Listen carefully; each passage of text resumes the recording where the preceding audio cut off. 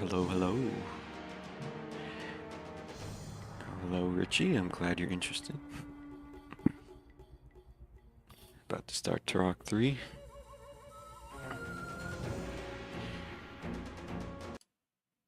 Yeah, just setting up right now. Just give me a couple seconds.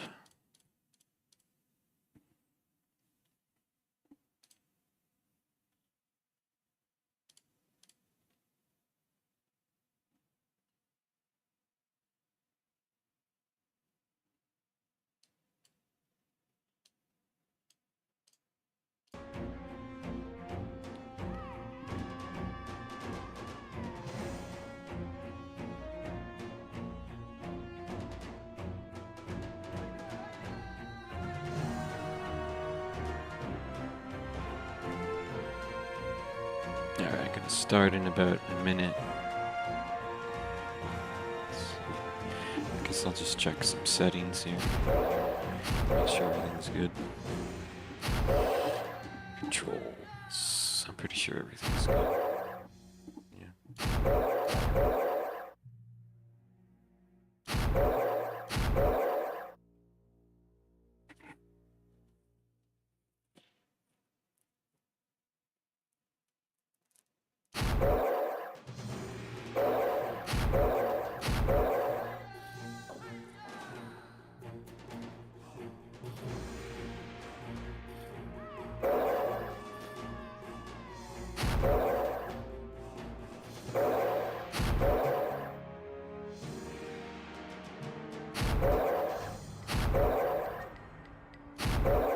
Do I have all the secrets? I think I do.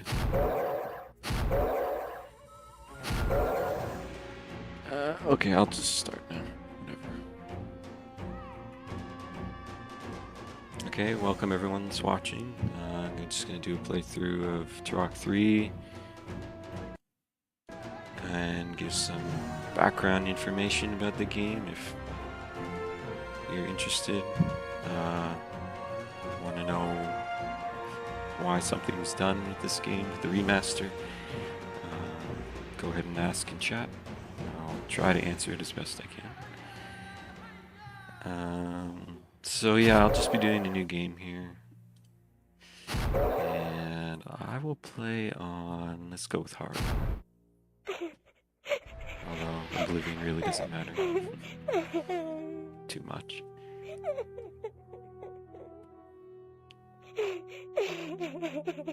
So here's our opening video of Joshua trying to rescue a child. Looks way better than the original N64 version. The lighting, the textures is really done way better. I'm glad that most people noticed it.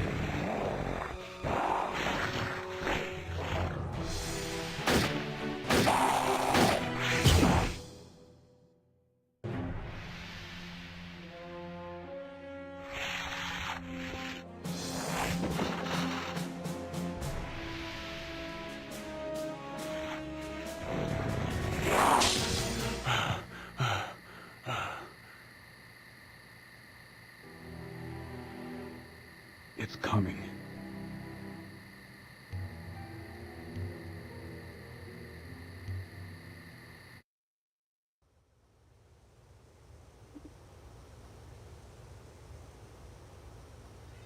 So for this scene, there's a lot of added models of grass and fences and Josh? another house on the other side. What's wrong? Make Are it the look more nightmares populated. Back? I wish you would talk The to dialogue me, Josh. here You've been is such a help since Brian died. using the I don't know original what I would source have done quality. if you hadn't been It's the here for us only the past few weeks. dialogue Why won't you in this let me help you? remaster that The has child. that restored The child. audio. The child is the key, Danielle. I don't understand, Josh. I don't expect you to. I'm not sure I understand myself, not completely. All I know is that the child is the key. Whatever happens, Danny, whatever happens to me, you must not let the family die out. The three of us are the only members of the Fireseed family left. If the family dies, the lineage dies. If the Turok line does not continue, the balance will falter. If that happens... What? Joshua, what will happen? Please tell me. Oblivion.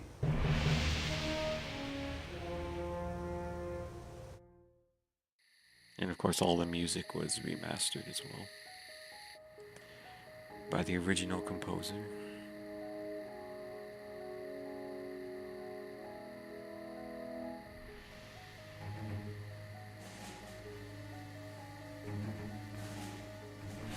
Yeah, the lip syncing.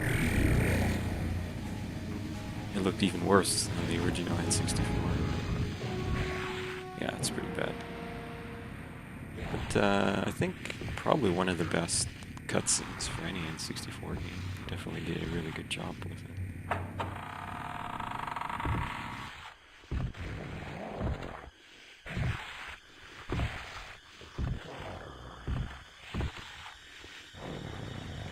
You're too loud.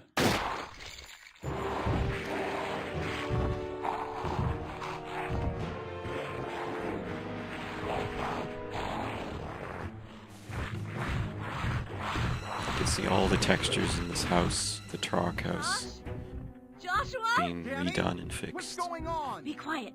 Joshua? I know a lot of people that play Are this, you all the right? remaster would not notice it. We have to help him. It's like, I'm sure people that played the original can't really remember just how bad it We're was. not leaving without you. It's too late for me. The two of you have to get out of here now. Joshua!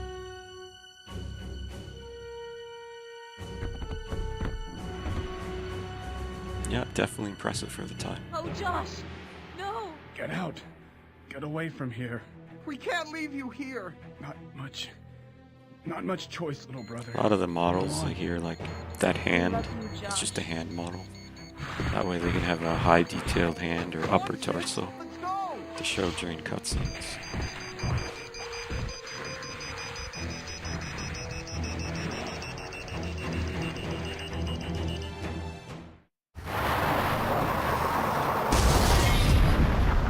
Josh. It's over. He's gone. Ah!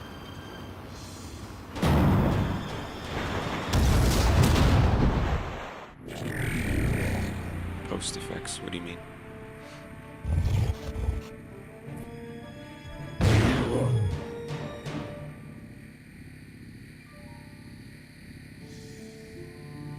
Come with me.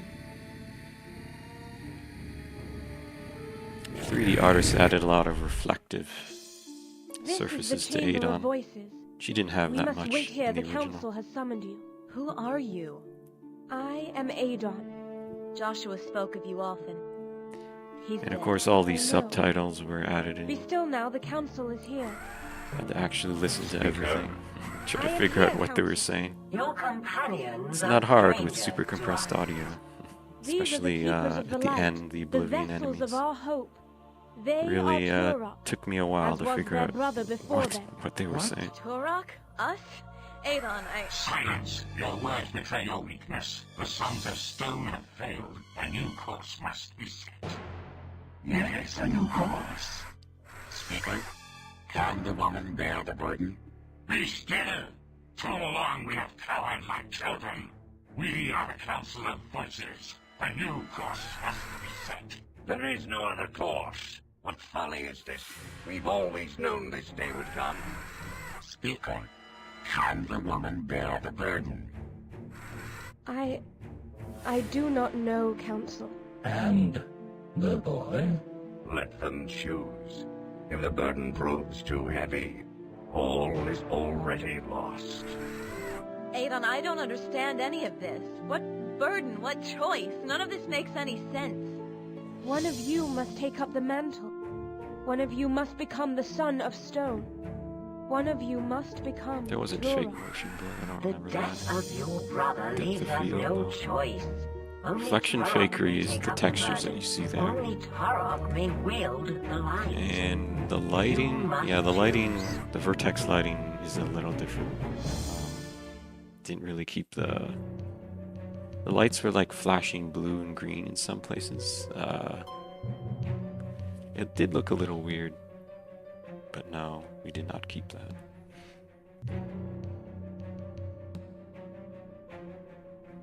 So which characters? So originally, you start with these first two characters, Danielle and Joseph.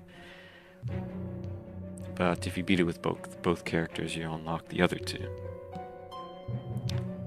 So the other character, which is you could play also in the original Nintendo 64 version, play as Joshua, and he can pick all the keys. I mean, all the weapons, and he can jump just like Danielle, and he can go into tight spaces just like Joseph. And we added in the raptor. Dinosaur go brrr. And it's basically the same as Joshua, except he moves really fast and can jump high. Definitely, if you're going to speedrun this game, you pick the raptor. But for now, I'm just going to pick Danielle. I will bear the burden of my fathers. I will wield the light. Be warned, child. The burden is heavy. Once before, a woman tried to assume the mantle, and it consumed her. I am not afraid. It is done.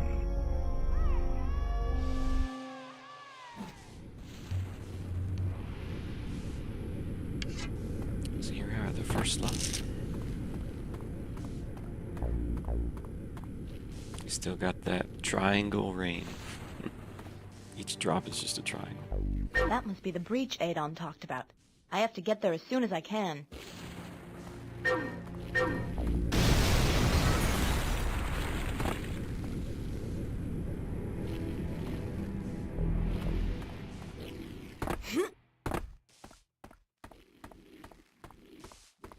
And we added in this little bit here. This was from the beta version of the original Turok 3. They added in a little bagel stand, and we re-added it in. And we threw in some of our developers in here. Some little Easter eggs. You can see Albert Sandwich, Kaiser Rolls, Kicker Combo. All people, all Night Dive devs, Larry, Behemoth, that's me. That's on Perils Peerage.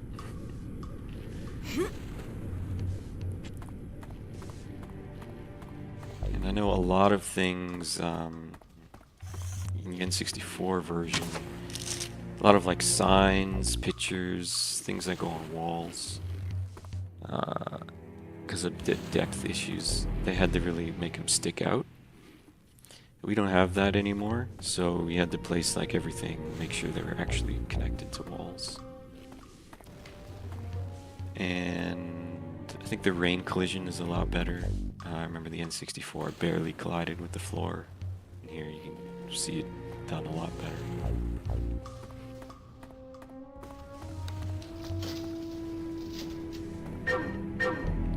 And this is where everyone notices the shadow work. It looks really nice. I agree. Should have added some shadows on each of these floors, but yeah. Nicely done.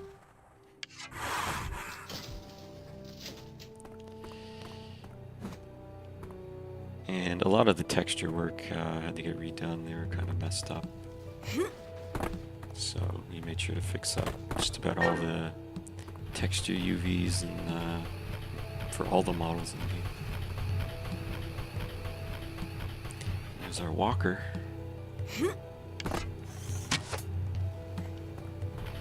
Too bad they never finished being able to ride him. They could walk around blowing stuff up.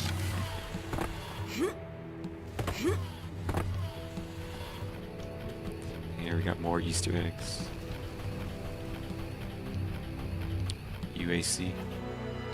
It's for Doom. And the obvious one. Half-Life energy. People like to compare this to Half-Life.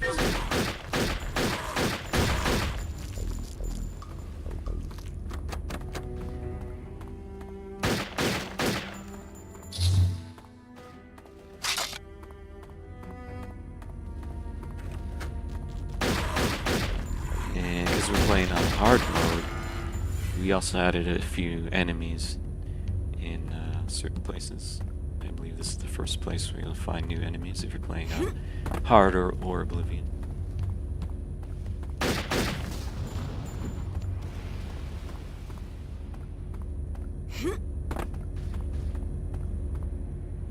Also notice things are a lot, well, not a lot, but a little bit more rounder.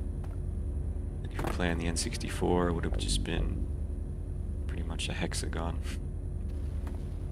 Here things are a little bit more rounder.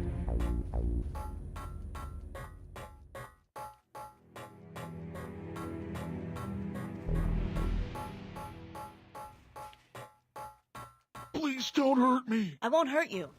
Can you take me out of here? Here we run into a Follow guy named me. Otto, or Otis. It's right up here. The original devs named him Hurry, get up to the Otto in... there's some document, some dev document I was looking at. They named him Otto there, but apparently somewhere else he's also named Otis.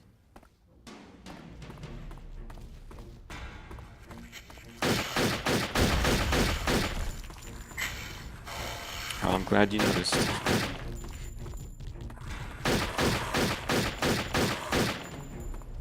Should be on all the models too. Even I have a hard time noticing the enemies' geometry being updated. They were just touched up a bit. Unfortunately, just to even touch them up a bit, we had to change how modeling works. Because in the Turok games, well, at least for Turok 2 and 3, each vertex could only be mapped to one bone on the model. So we had to change that to 4 in order for our artists to be able to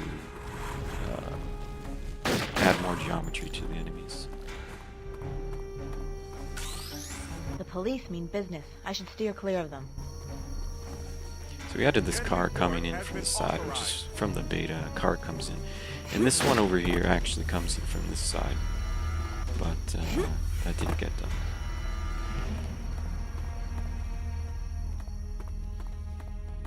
Deadly port has been authorized.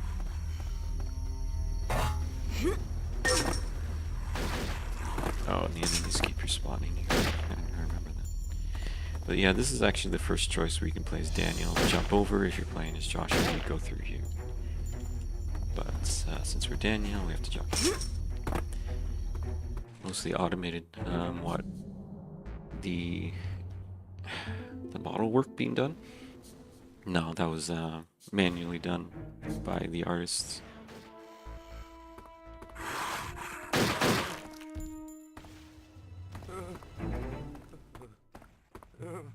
So here, we actually did something a little different because this game was reverse engineered. We didn't have the source code, so we didn't do everything exactly the same, but you'll never even notice it.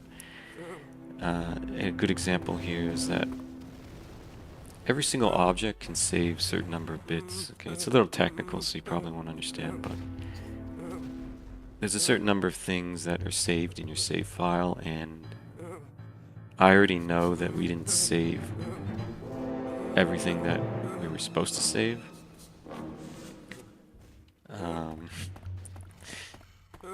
But I could get away with it with some tricks. So for example here, when you run over this doorway, this guy becomes visible. So that's one thing that gets saved. When you go over here and trigger him, that's the second thing that saves. And when he dies, I believe that's the third thing that saves. So we do this, we save this one, but we don't save when he triggers, and we save when he dies. Or something like that. And so I had to do some kind of map tricks in order to make sure that when you exit the level and come back, that he still works correctly. And if you played the first patch of this game, a lot of people found out that he just came out here running into this glass. So I fixed that in the first patch, and many other things.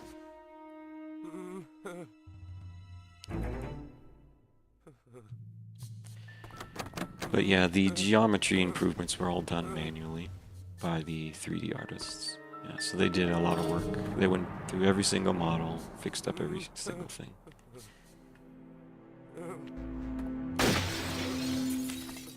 So we shoot this guy, he goes over here. As soon as he steps over here, it triggers him to talk. As soon as any actor, even an enemy, comes in this doorway, it'll open that door. He runs out here, steps on a trigger, activates this guy, which shoots him. And he's dead. Deadly force has been authorized. His run animation automatically shoots his gun. So whenever he runs, he shoots, no matter what.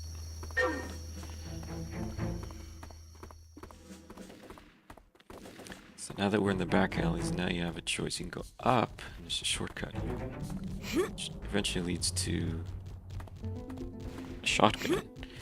Or you can climb up here. Enemies come. And, oh, they took it out. Alright. I keep forgetting. On hard or Oblivion, I don't like this, but they took out the full health items. It's dumb. Yeah.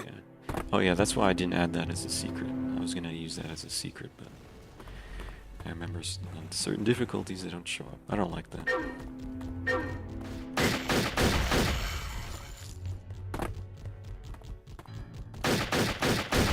We've got some more enemies added here at the top. They're all very easy. Even on the hardest difficulty, there's still one headshot. This game isn't very balanced. You might notice that when you play. Especially with the upcoming enemies, when they use their acid attack. Hits you even if you dodge it.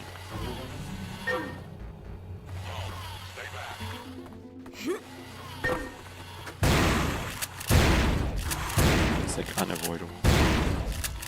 It took half my life.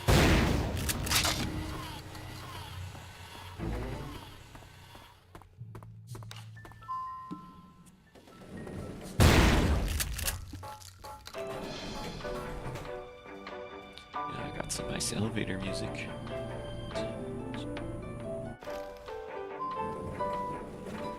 I really don't know how this was remastered because it sounds the same as the original.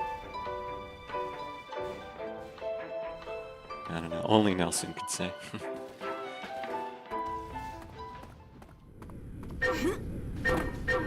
So you have 6 seconds before the cutscene starts.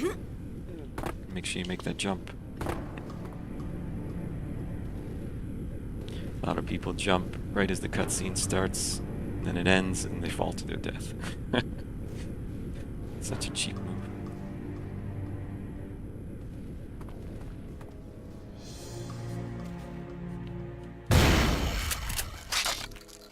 A grappling hook. This should come in handy. Yeah, so now we get the grappling hook. Grapple onto these orbs.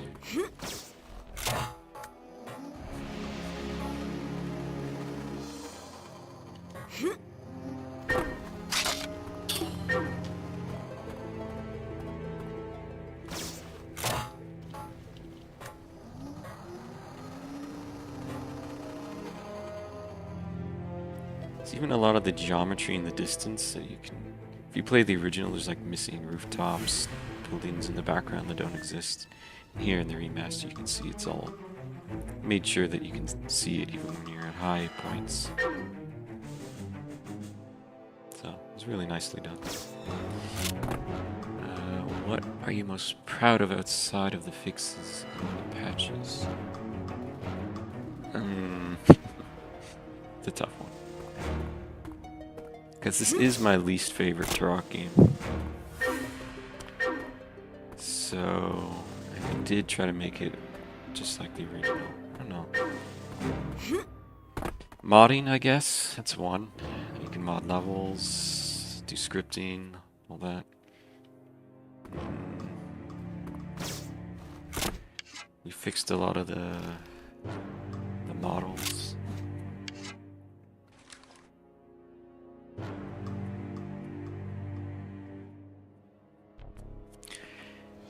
We added in Raptor. I'm trying to think of other good things we did.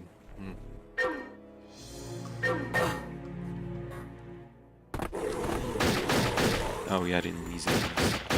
Oh yeah, a lot of cut content. Adding in cut content. It's always good stuff. Just like Shadow Man.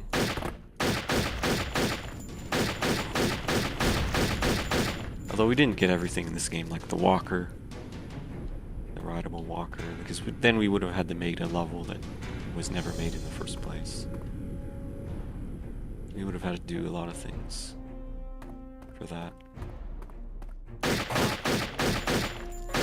definitely wanted to change the way enemies spawn in this game.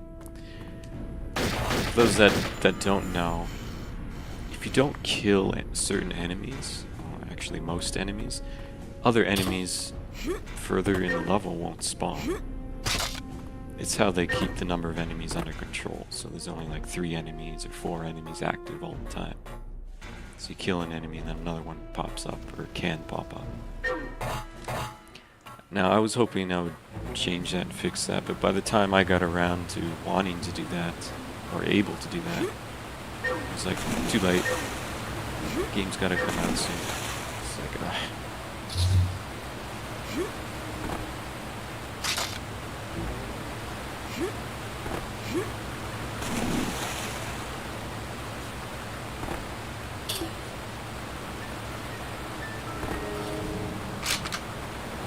but other than that, I think everything that should have gone into the single player should have been fixed up, was fixed up. I guess my only other complaint would be we didn't do multiplayer. That's kind of a big one. I'm not happy about it, and I know other people are not happy about it either. But when the higher up people make the call to not do multiplayer, all you can do is complain, and then they still say no, and you can't do anything other than that.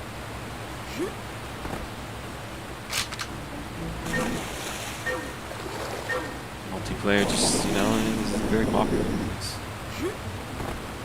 It's very true with our games. Look at Turok 2, Blood, Rise of Triad. I think many people played multiplayer. Quake, on the other hand, is a different matter. It's a very popular series of games from id Software.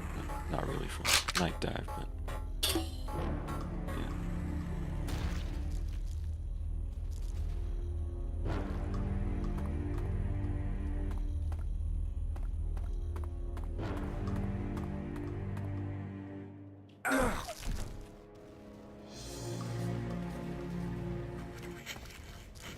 Yeah, making new levels might be too much, yeah. But it's really like you want to do that because this game is so unfinished. So it's like, level 1, is it a good length? Maybe. Not really, because it should have been this walker you get into and go around and destroy stuff. So it's like, I really want to do that as a person who wants to remaster games, or likes remastering games. And the second level, the military research facility, that was also unfinished. It's supposed to be a part a little after halfway, where you're going through the building and water is rising up, or at least it's supposed to appear like water is rising, or you're going through from the bottom where it's fully submerged and you're going up through the building and you get less and less water. Like, I want to finish that as well, but it's like, oh yeah, I gotta make more levels for that as well. And then the third level, the junkyard, I think is mostly complete. The fourth level, the jungle, is also mostly complete. Fifth level, not so much. It's really shorter. And I think that level could have also been expanded.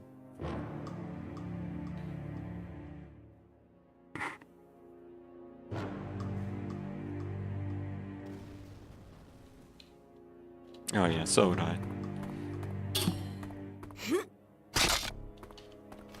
There's always, like, I think, room for improvement, and especially this game.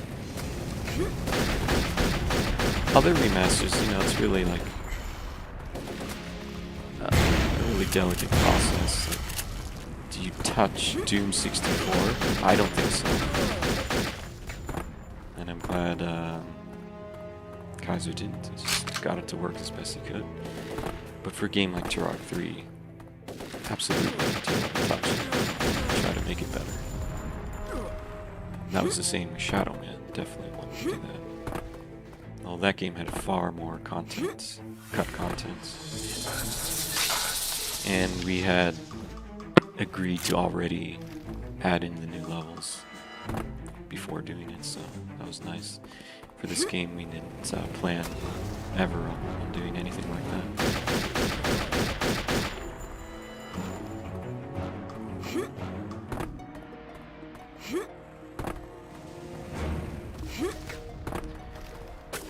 So here you will notice a lot of differences in this part of the level from the original to the remaster. So here, this is the beta content where Joseph go under the tunnel, and that's how you get into the building.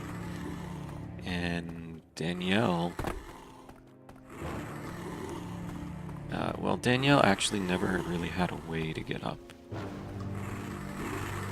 So we added it originally in the first patch. It was a orb up here, but it was very hard for people to tell how to get up here.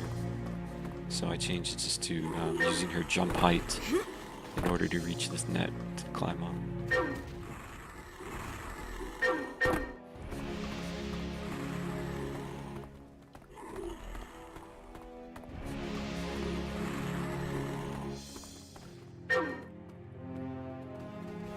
Yeah, and yeah, I definitely agree. Doom 64 is fantastic. And so was Quake Remasters. We did this.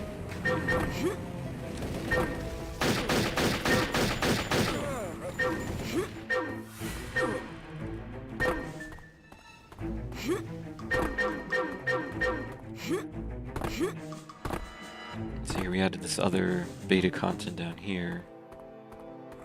You could actually see inside each of the buildings. So we added that back in. Not really much there, but it's there, in case you're interested. And more enemies, because I'm playing hard. Oh. I don't think I'm going to make the first cycle.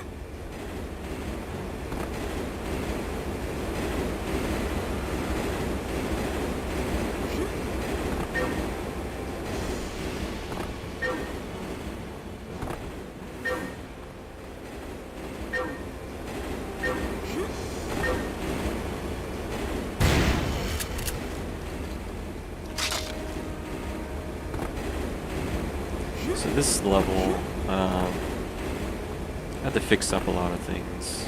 The subways, actually not moving very fast. I sped it up just a tiniest bit. I think I actually did it perfectly.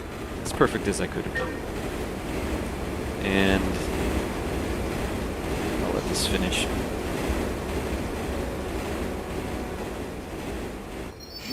But a lot of the walls here you can like jump up in the original game, go over. So that's all been fixed all the way. I'm actually surprised that the original developers thought of this, but if you decide to go backwards at this point, because there's no train or no subway coming through here anymore, you can go all the way back. But if you do, you'll find a little surprise waiting for you.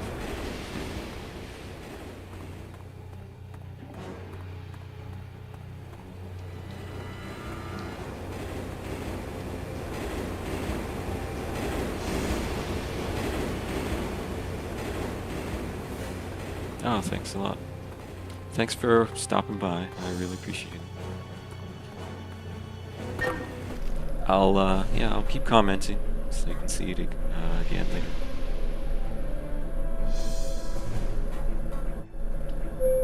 Warning, track obstruction detected. And yes, as everyone takes notice, yes, Danielle is very huge in this cutscene. Bigger than the door. They did not scale the model correctly for that cutscene.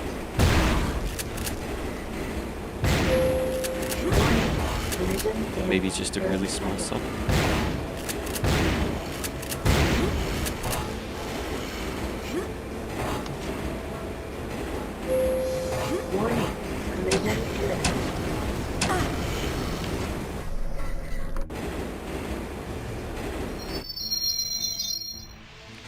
So well, I jumped right through that subway section really fast there. There was a few things I kind of wanted to say there. But I was on a timer. So there's like an ambient sound effect of when you're outside of the subway and when you're inside. And the way that was handled in the original game, as well here in the remaster, is pretty badly done. It was handled with sectors on the ground, or regions, whatever. And you can actually go right by them, which will skip the trigger to change the sound effect. So you could be outside and hearing the inside ambient sound. There's many other ways they could have done it. But here we added some spotlights, finally, to the front of the subway.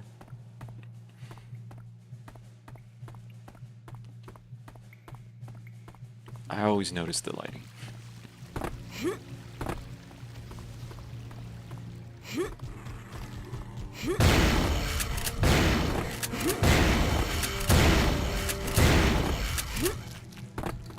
Too easy. I think headshots do way too much damage. I forget how much damage it did. If it was 2 or 5 times. I can't remember anymore.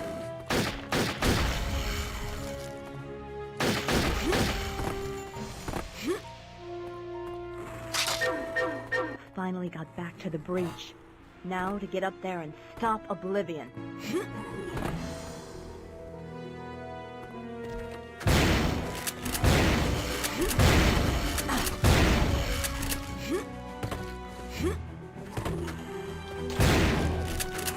Always remember that guy behind the door. The elevators are offline. I need to get the power back on. I like this remastered soundtrack for this level. That one part that just played.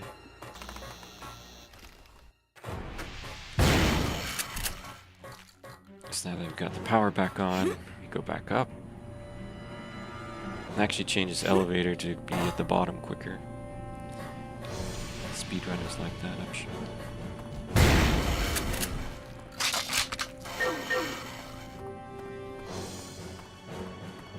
And that ends this level as we come to the first boss. I'm so happy the Danielle's feet right here look right. It really bugged me. For over 20 years, that her feet were twisted in that cutscene. Just really bugged me.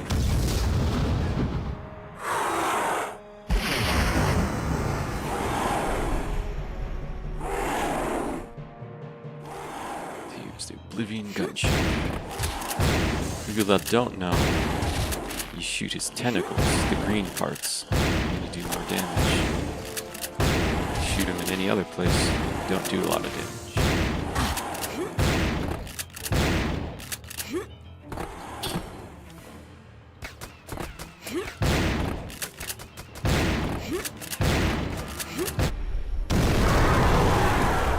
And when you know that, he's a very easy boss.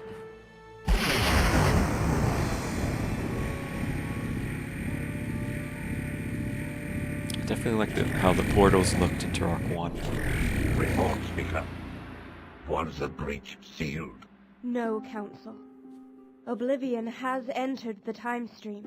How has it manifested itself? What does that mean? It has He's infected entered the the time bodies of the stream. dead and dying. The infection has created horrible mutations. I just don't understand Can this you track game its stories. movements? Yes. the dialogue. It is keyed on an energy signature emitting from a military research facility. What is the source of the signal? It is unknown.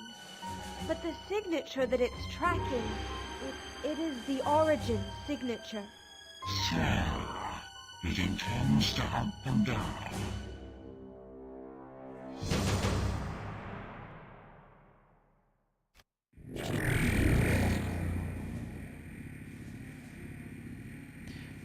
Yes, in the remaster, we restored these Joseph! opening cutscenes Danny, you when you're almost gave me playing a heart as attack. Joseph. I'm sorry. So there's a I version guess we've each got reason to be a little of jumpy. these cutscenes for him now. Where's Adon?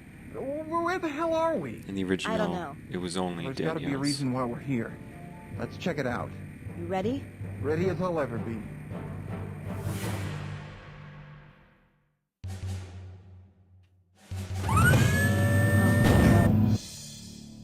And for some reason in Joseph cutscene, they had it set so there was no blood on the walls. I don't know why. I remember fixing that, so You go that the way. bloodstain See should what be you there. can find. Lock that door from the other side. Where are you going? To see if I can make any sense of that. Biocontainment. One wonders if they intended that to be a separate section, but they never did. Like maybe Danielle always goes this way, but Joseph was always meant to go to biocontainment. It's possible. Although I never saw any documents or anything that indicated that.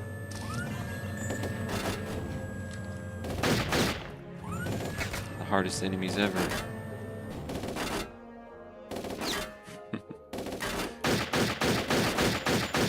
They only shoot at your body.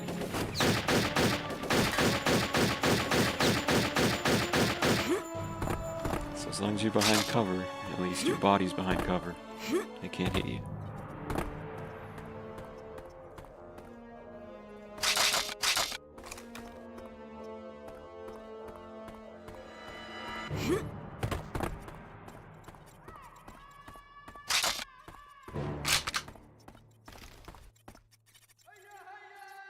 Hiya! Could sneak up on him. Headshot.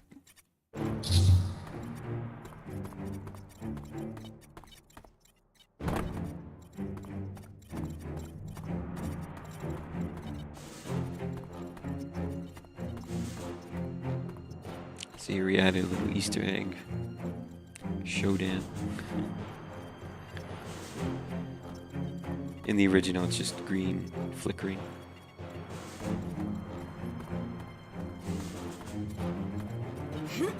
Did fix up a lot of collision in this area too. It's actually a little secret you can do. Jump up here, there's actually collision here. And you can jump over. And now you're outside. Truly outside.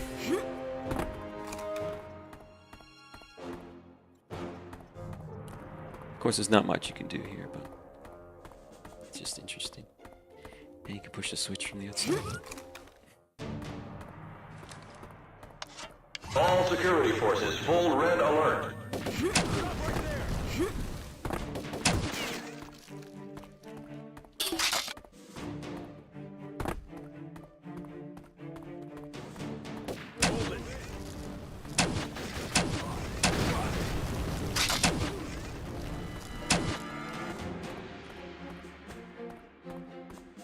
It's a little interesting thing.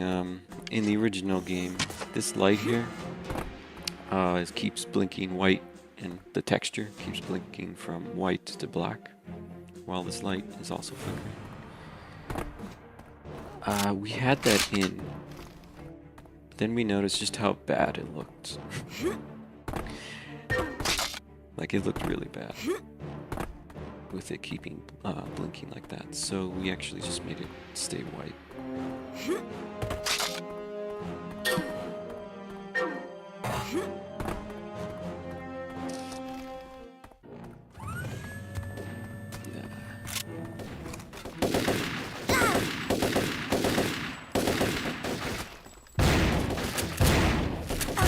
here, if you don't get up into that doorway,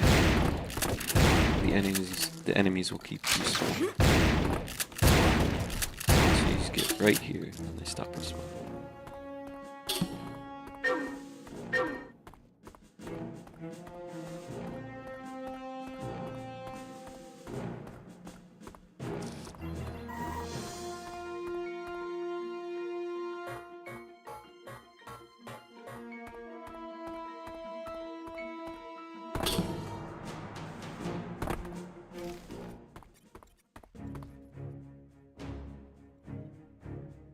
One of the other few times you can actually sneak up on enemies in this game. And they put a convenient explosive barrel for you to shoot.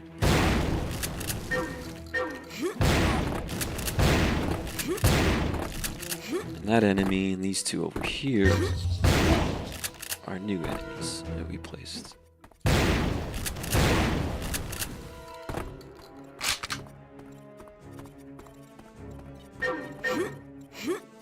Key cards up here.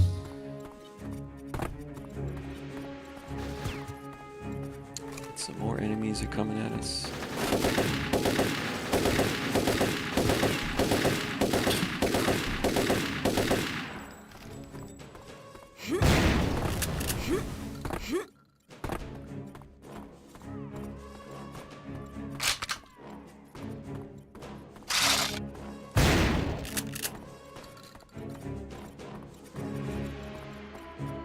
Hold it.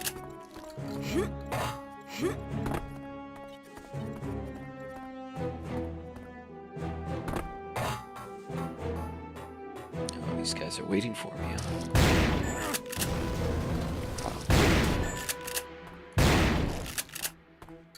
Not good enough. For some reason, there's grenades in this level.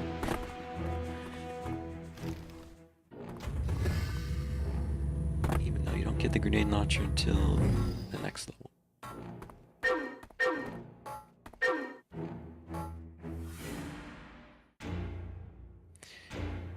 And we fixed the What are you doing scientist here? faces. In the Someone has original, this activated the guy base looks like an destruct old codes. man. Take this pass card and deactivate He's it, supposed to have or that we'll all face, die. so we fixed that.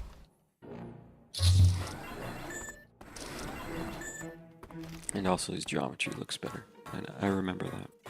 Or I noticed that. Actually, a good place to shoot these guards is actually in the legs.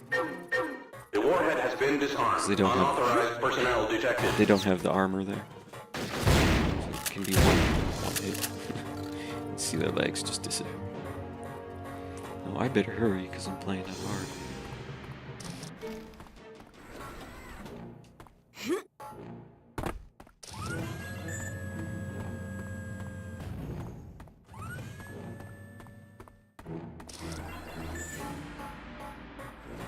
Stop right there.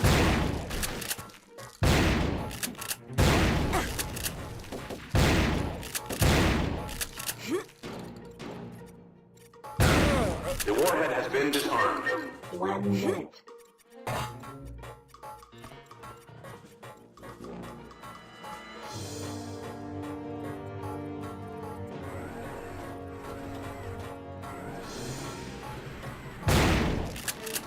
The warhead has been disarmed. I noticed that for a lot of The people, warhead has been disarmed. this is a hard section. A lot of people that never make it in time. Takes them many tries. Countdown in progress. 30 seconds. Self-destruct sequence deactivated. I still had 30 seconds to spare. Very round planets. All of our work destroyed.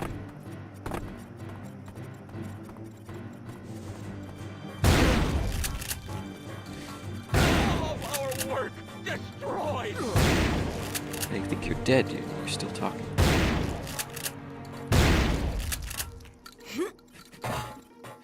So funny you can do that. Make everyone just a torso. Definitely made this a little bit more bloodier than the original game.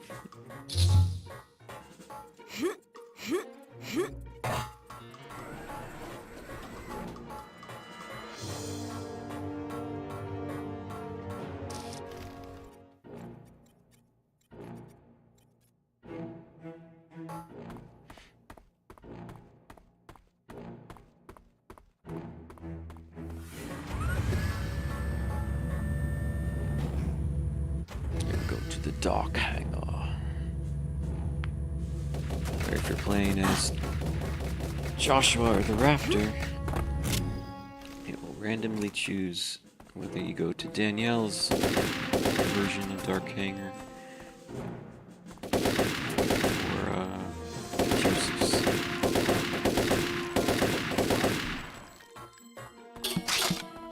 And again, the speedrunners love that, I'm sure.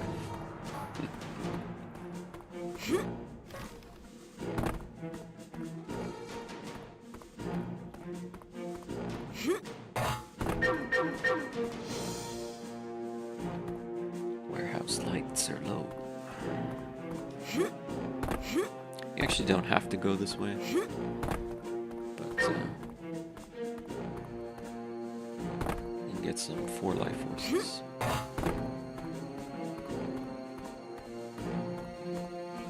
Now I actually have the objectives off, I noticed. Let me turn them back on.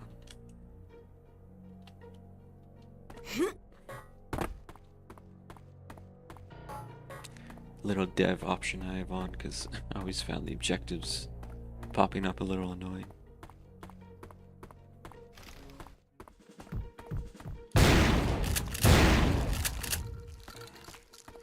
But yeah, so these signs, you'll notice, are stuck to the walls. They aren't in the N64. The textures, much higher resolution. Actually read some of this stuff. One thing we didn't change here was with these enemies. We should have fixed it. That they can continuously hit you. And it makes them one of the most dangerous enemies if you get hit by them. Even on easy. But they are pretty easy to kill.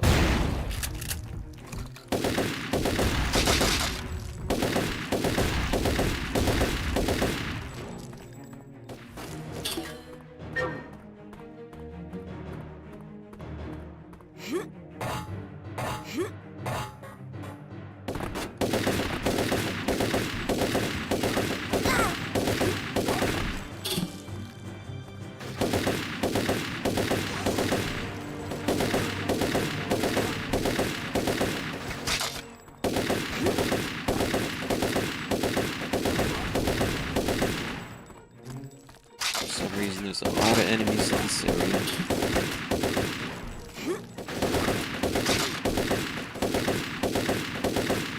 But we added some health for you.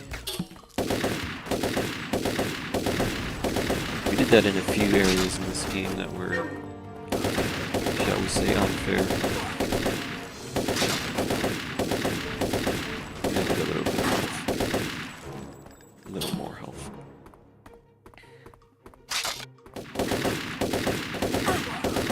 Although I still think that one area in level 4... Oops. I killed this guy. I think it's called the command center, command posts in level 4. People are always out of health at that point. We should have added more health in. It's a very weird lit wall.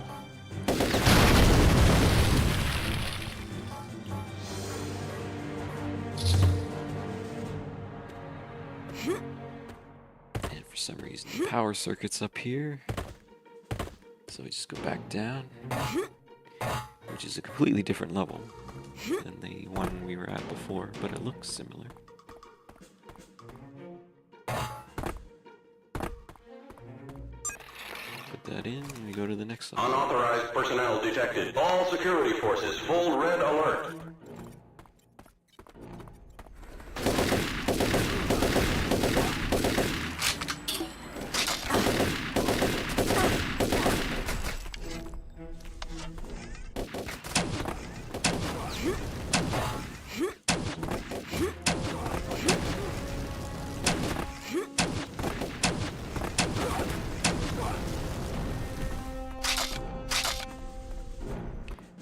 Something else I remember doing is a lot of the enemies in the original sometimes would just pop up in front of you, like these 3 guys over here that pop up down the ramp. In the original, they would pop up like here and right there, like right in front of your view.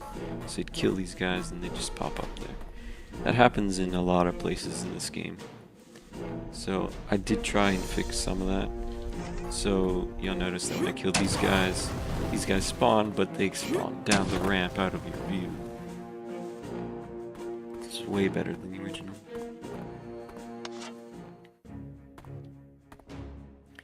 And here, this is sort of beta content. We just threw in the original official release. These two doors are locked, and you just go down the middle here.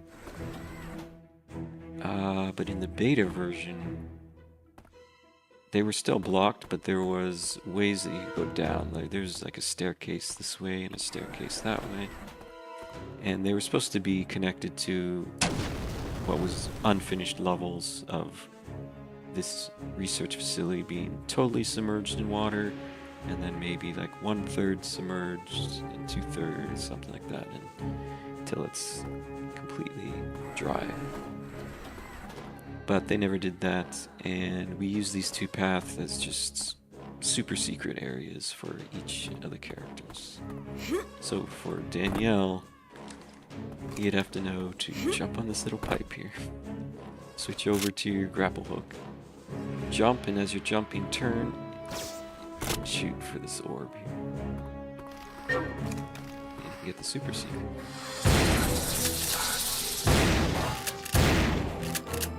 And it just has more additional life forces. So if you do actually find this, it's okay if you miss a couple life forces, because these are some extra ones.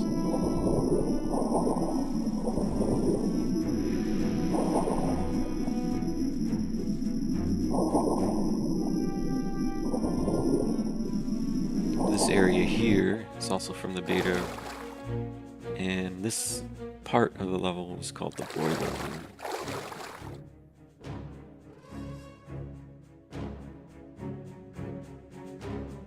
And there was nothing in here.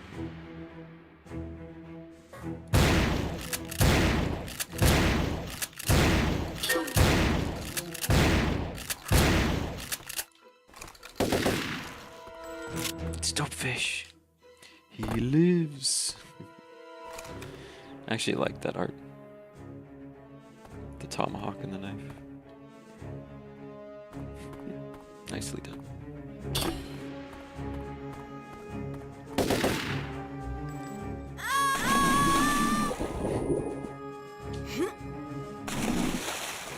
So with that, we got all the life forces and we can get out of here. But be careful on your way back, though. You don't want to fall and die. You gotta do it all over again. Kinda dumb.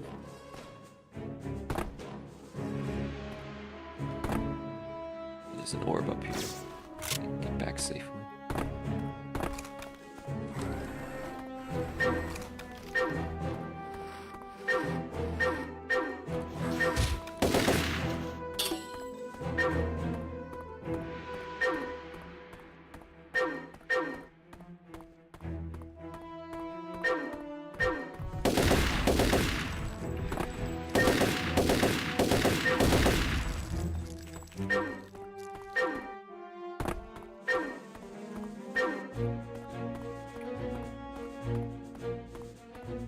Something else we didn't include from the beta was the ability to go in these vents. I know it's a little hard to see, but these are vents, and in the beta you can shoot them off, climb in them.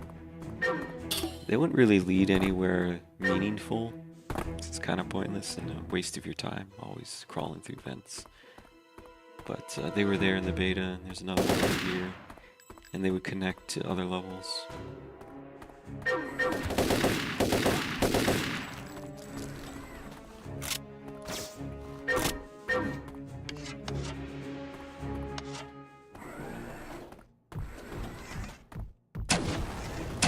So here, watch out for these guys. This is a place where they always get you. Take a lot of your health. And when you kill one guy on one side, the guy on the other side spawns. So, just remember that.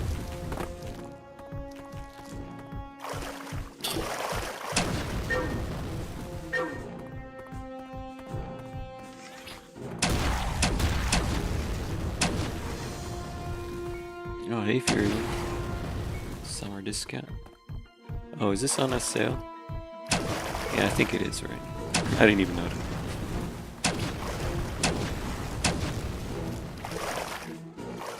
How much is the sale for?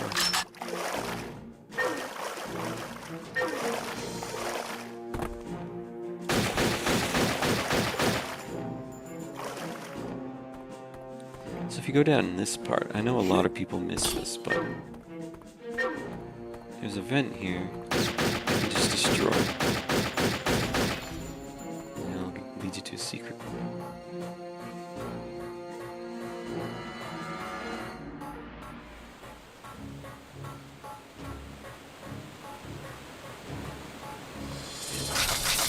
It's just a tech bow and some ammo and some health. In the beta, this was actually the way to go. And there was actually an orb here for Danielle, and she could orb across. But they changed that to what it is now.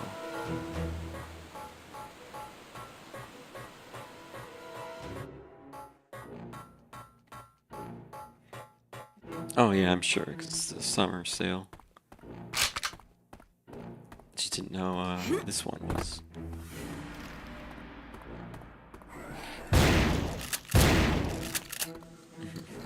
It's funny that enemies bleed red and green blood.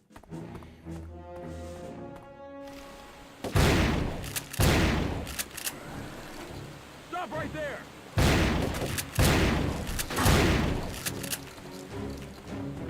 So this event here was how Joseph in the beta was supposed to reach this point.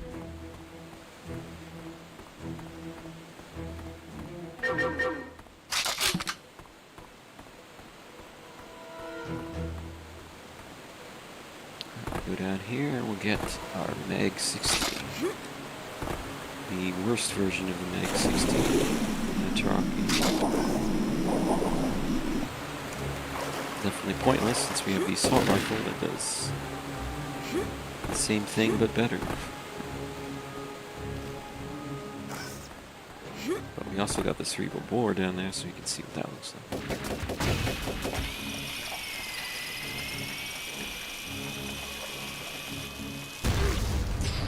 Ooh, juicy.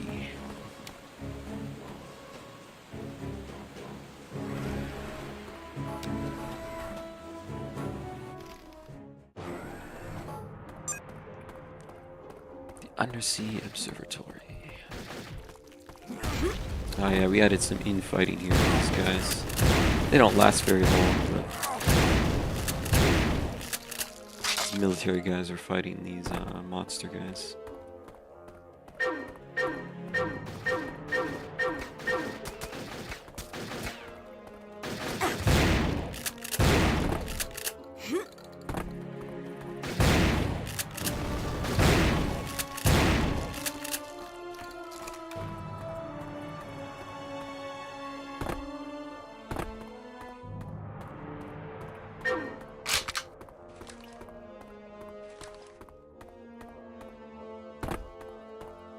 And if you go behind here, there's actually a broken wall.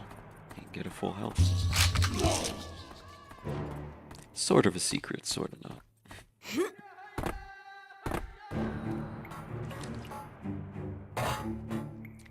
Better looking swimsuits, diving suits.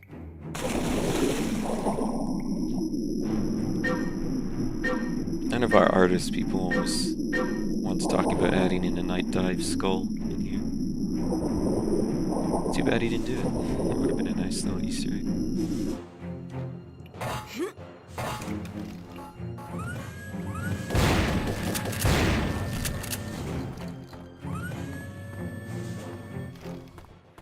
So here's the second boss, the Excephius.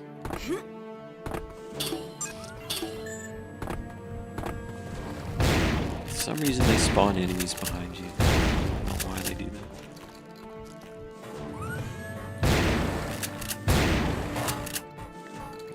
Blocks his eyeball. He has some melee attacks. That one. Yeah, under the water, he really doesn't do much. I really think they missed out on doing some kind of underwater battle.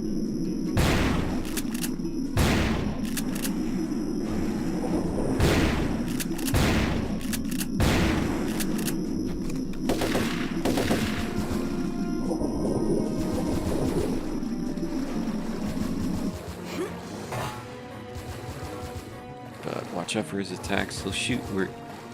When he does this move, he shoots where you were. So be careful. Then we throw the sub on him and he dies.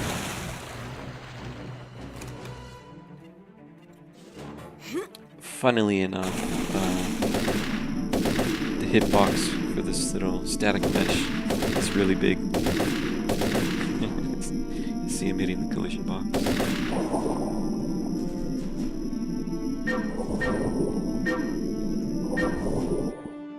Here we come to this area. Thank the elders you're alive. Adon, In the what is beta this all version, about? you could haven't actually told go us in anything this about what we're doing room here. Why Josh was killed. Go to the or- little Or what top this platform, and Oblivion there's a thing button even there. is. And you push the button, and it would Alright. open the Stargate. Where to begin? Stargate thing. 2 years ago, Joshua was attacked by an entity that identified But for itself whatever reason, only they as took that out. Oblivion. No other being like it has ever existed. A massive life form capable of devouring worlds, of rendering entire planets lifeless and barren. But why did it want to kill Josh? Why did it hunt him? While this cutscene's going, It I'm gonna hates get a the drink. source So of its just, suffering. I'll be right back. Oblivion seeks to crush that which the Turok protect. The only thing that has ever caused it to feel pain. The energy within the light burden. Joshua gave me a message. He said the child is the key. We've seen images of a child drawn in blood, burned into walls, and now a shattered statue. What does it mean? The statue was a vessel. It contained traces of the origin signature. Such artifacts are extremely rare. Oblivion may have traced the origin signature here, thinking it was tracking another Turok. But what if Joshua was right? What if this mystery child holds the answers? Then you must stop Oblivion before it can find this child.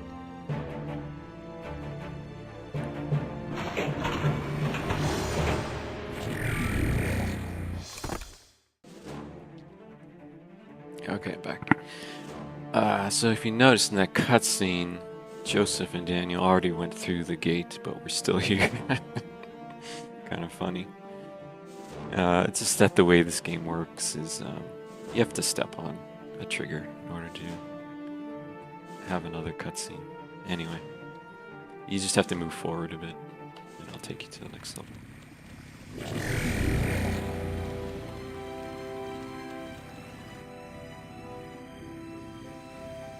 What is this place?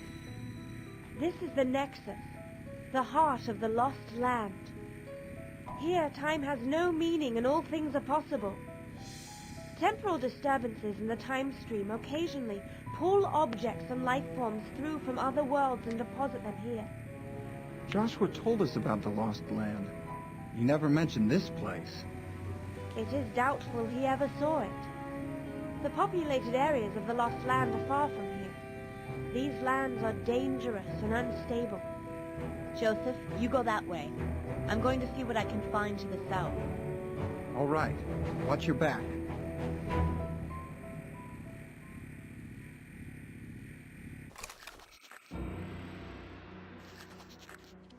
And then it's infested with rats that drop shotgun shells. 'Cause that's what rats are made of. Also in the beta version, these rats were actually enemies and they would attack you like the cockroach enemies in this level.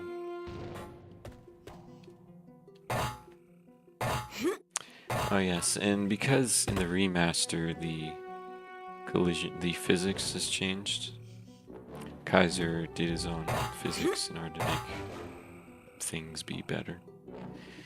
And it actually caused some issues. So one of the things was that the collision on these barrels, you could actually jump on top and then just keep jumping up. So some of the collision on the models had to change. Things like these to prevent players to do things like that.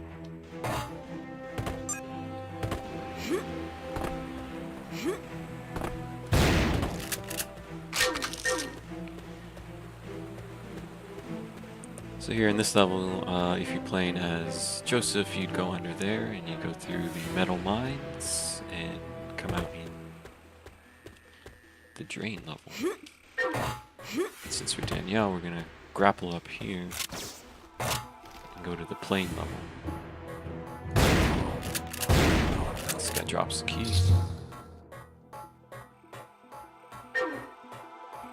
I think one better thing we should have done was made the keys more visible. A lot of people don't even know that the keys have been dropped. Like this little Wolverine type guy. In the original, his animations are messed up. And you can really see that if you play the game. But we fixed it here in the remaster. Yay.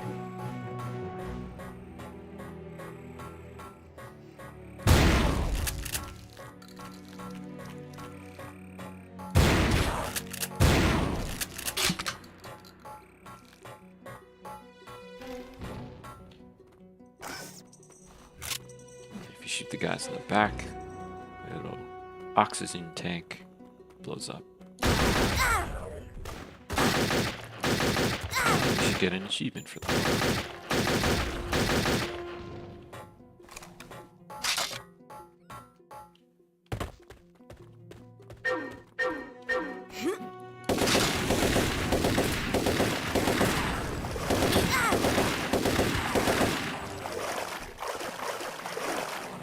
So here we got an airplane in the Lost Land.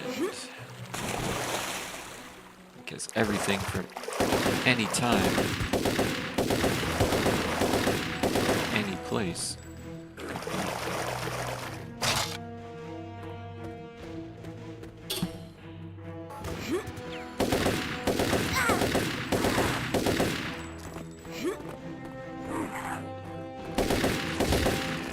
Eat the cockroaches. Annoying. I like how they give you the flame shotgun here that'll just miss them. Just to waste your ammo.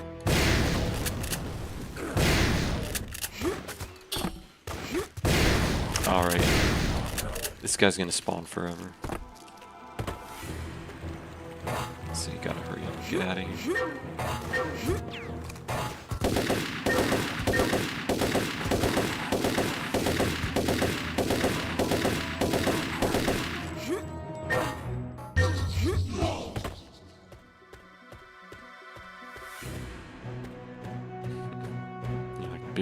You like the big crush sound effect. Yeah, there's lots of that in this game. All of it's compressed audio for the N64. We finally see some raptors, some dinosaurs. And I blow their heads off.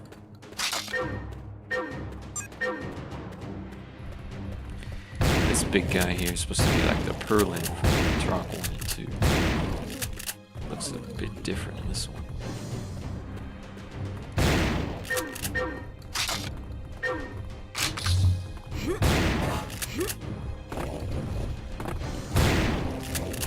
Look at that, he deforms in geometry. He smacks the ground. That was a very cool thing they did for N64. You can see that.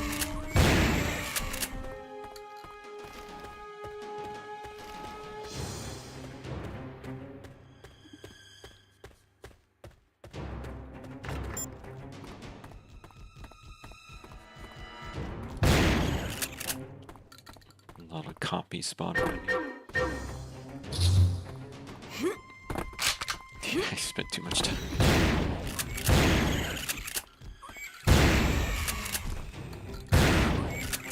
It's like every time you pick up each of these keys, more enemies spawn.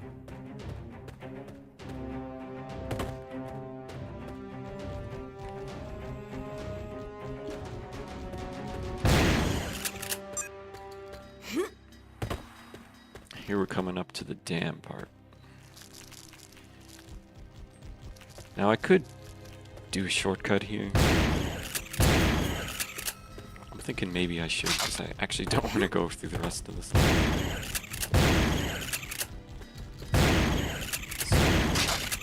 Oh yes, in the first patch I changed this to not spawn infinitely, so they're not spawning anymore. for some reason, killing this guy's tied to an objective. So watch, I kill him and then I get an objective. That's wrong. It shouldn't be done that way. I should have just placed regions over here that got triggered when you walked over.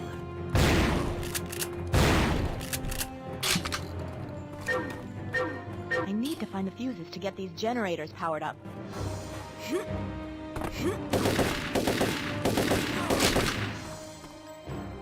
Guy's got some flip moves.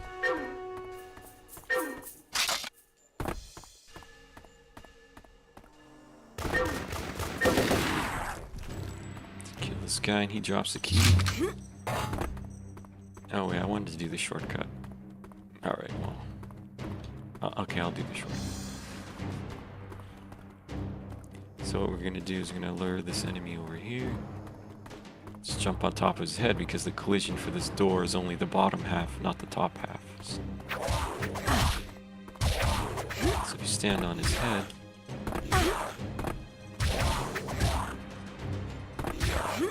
it's a little hard to do, but then there you go. Go right through the top half of the door. You can skip a couple levels like that. Raise the damn water. But anyway, that trick is what the speedrunners do. And I made sure that the plane crashes into the dam. Like that. When you take this way. Because originally the plane would not crash because you went this way. And the wall would still be there, but you could walk through it if you wanted to. It just looked wrong.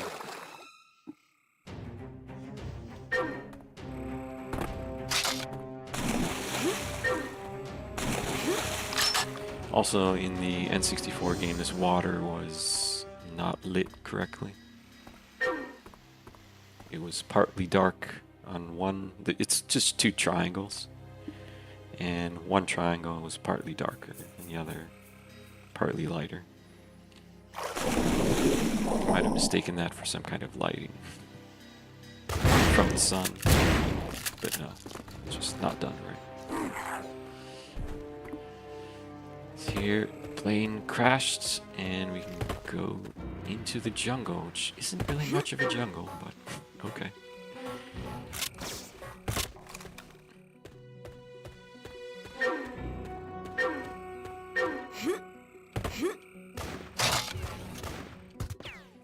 Finally get the grenade launcher.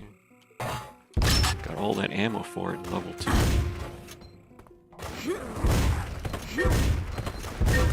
Would have been good if they just made it so you could throw grenades. But yeah, all these enemies are just going to keep respawning in that direction. These guys don't spawn forever over here.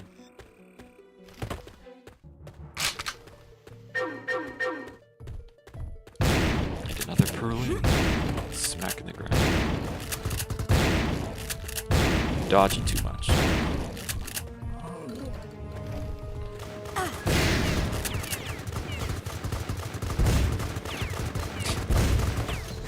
Grenade doesn't have much power.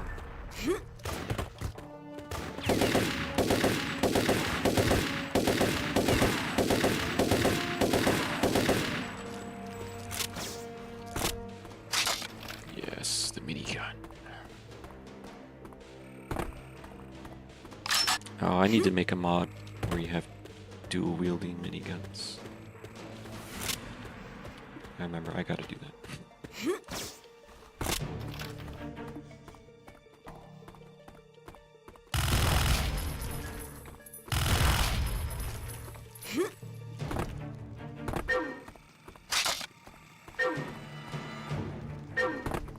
Hexen 2 on the N64. I don't know, I don't think it could have handled that.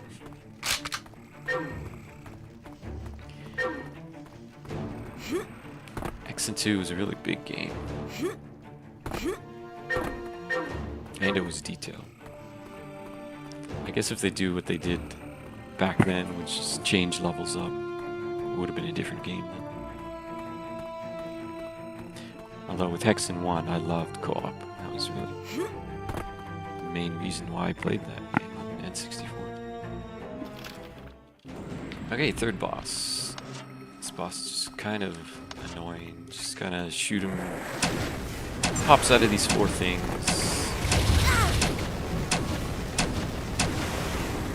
And then you push this button and he goes down.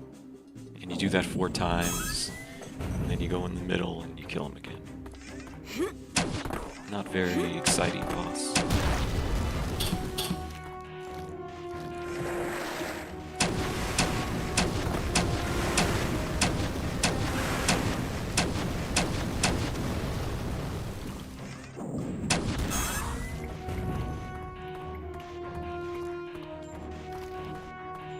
But you won't want for Danielle either use the shotgun or use the grenade launchers. They're the best weapons to use against this guy. Don't use the flame one. The flame one's bad. Use the original shotgun.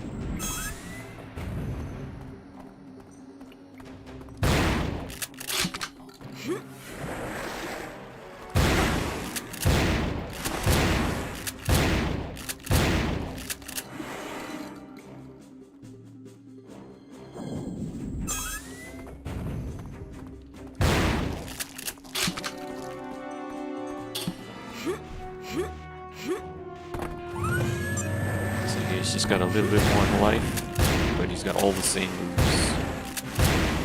And you just circle strife.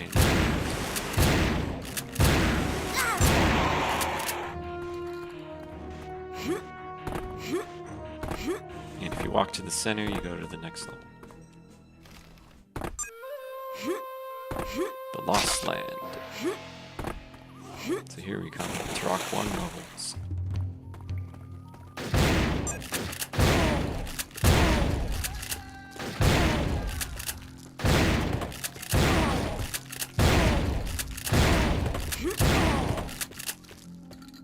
I think we did really good with the lighting here.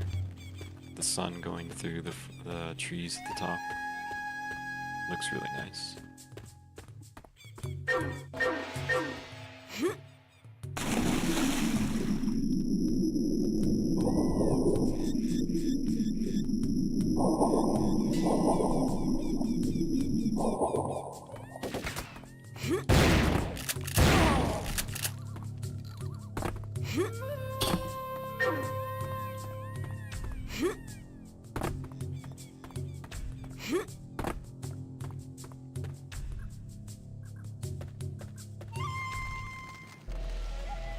This place.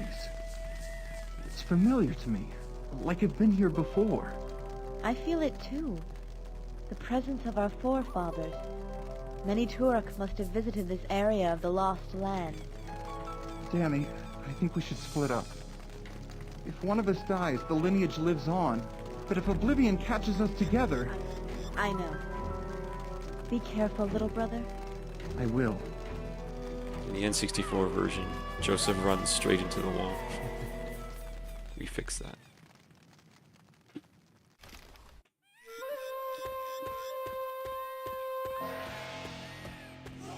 So here are the Turok 1 level. At least part of it. Yeah, I don't think you can dodge this guy. He'll always hit you.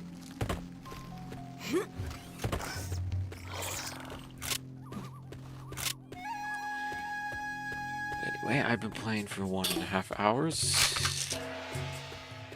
I think it's time to give the Steam key away.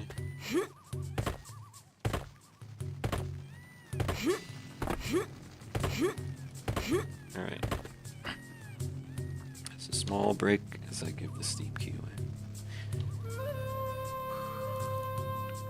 Alright.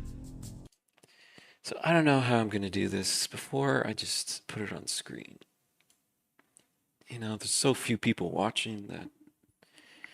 You know what? First person to say something in chat wins. That's how we're doing. So say something in the next 2 minutes. And you get Turok 3 for free.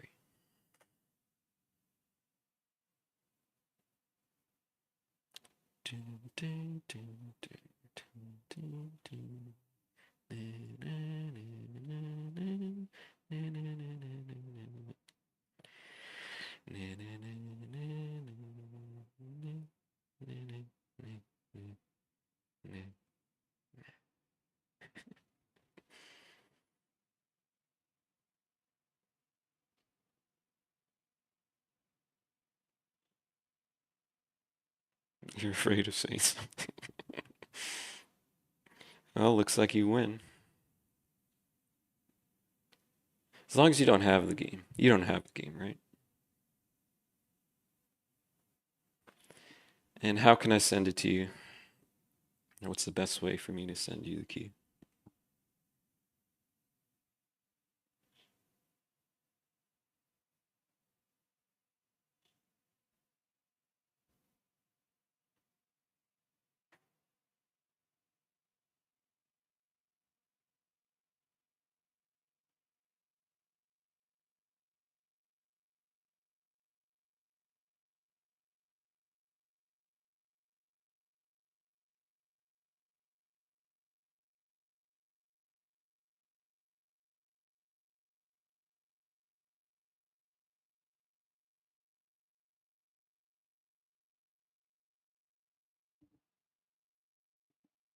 You want me to do this with Steam?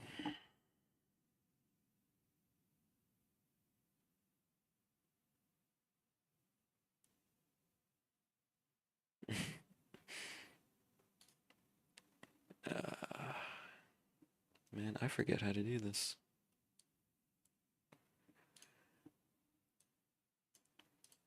Hold on, I need to actually search online.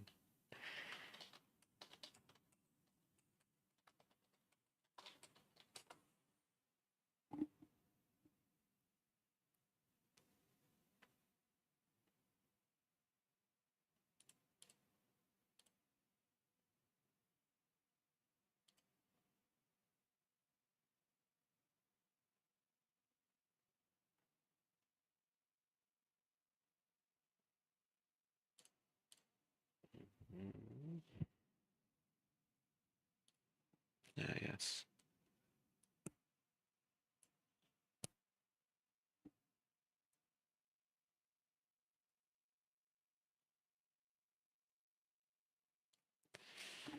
Okay, so so on Steam your name is the same?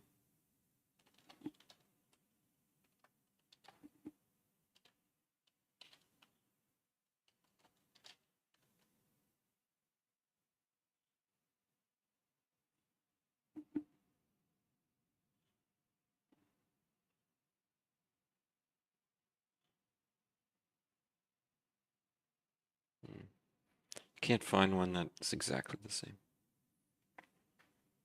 Or you can send me your Steam friend code.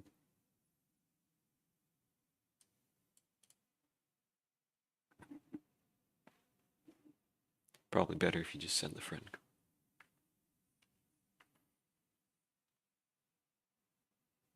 Anyway, I'll add you as a friend and send you the key.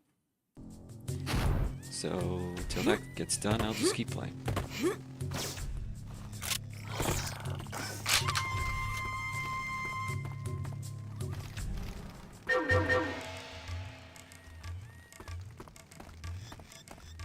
So we come to the narrow passage. This is more of Turok 1.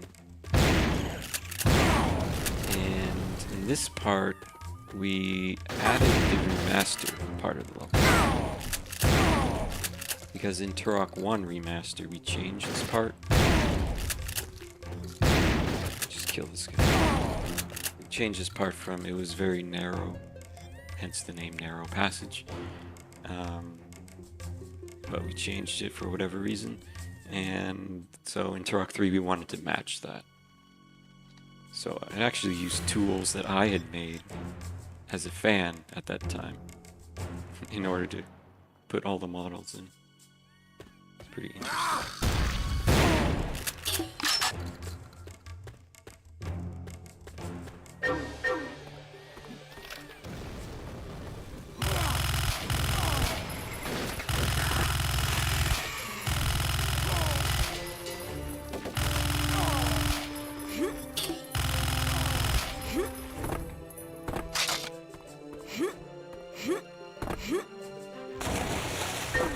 can't have a key here, so he just put some ammo there. Hold on 1 second. Just put this back.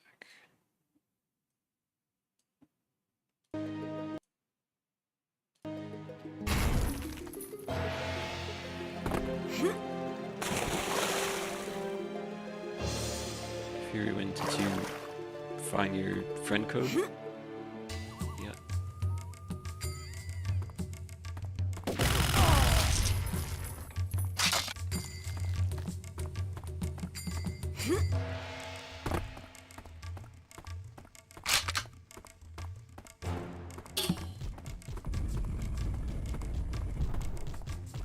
So here, if you push these buttons, these compies spawn.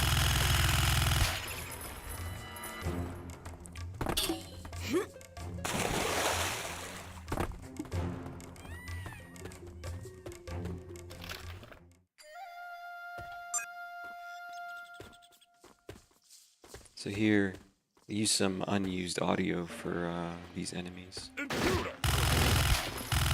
So there he said intruder. He actually has, I think, 3 different random things he can say.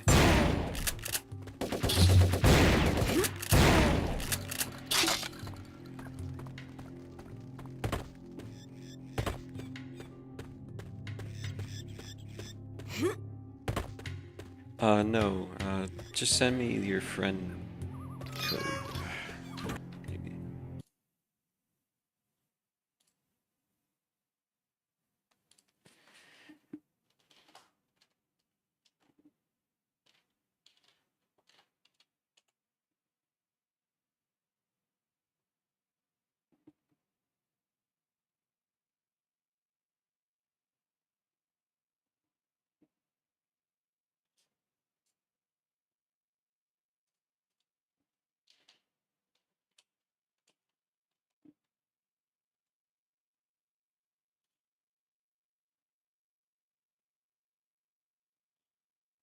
Yeah, I don't see your image that you described when I search for it.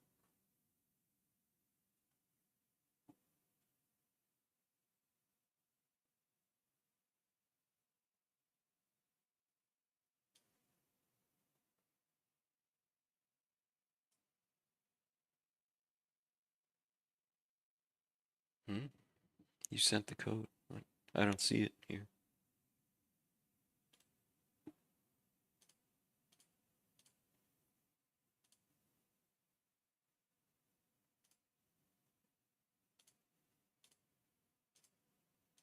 I don't see it in the chat.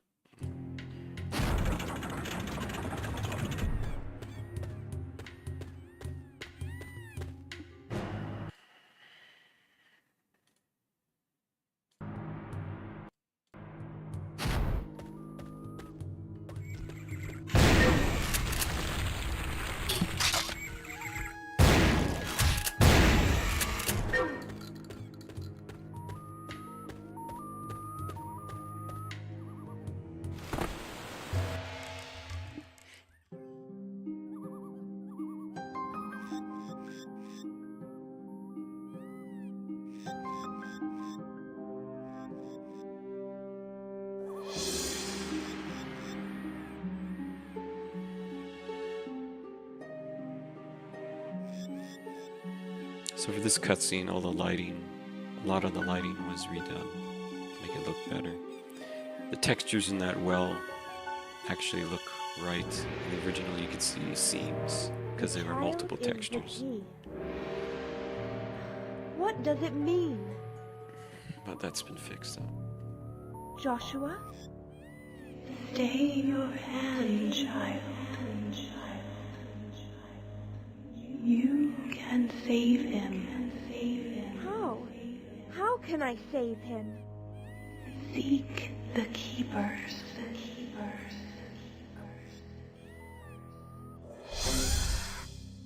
She has found the grotto. She knows that he can be saved. Indeed. She is playing her part perfectly. What if she learns of our true purpose? That would be unfortunate.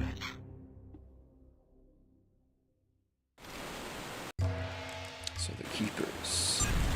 Over to revive Joshua. I believe the keepers are the heads that we're talking there that had ulterior motives. Do I see the quick invite link? Hold on.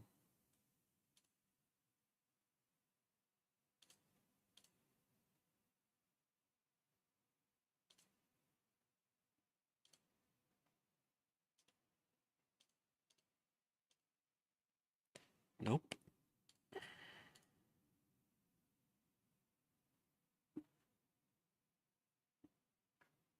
No, I don't see anything. Not on my Steam.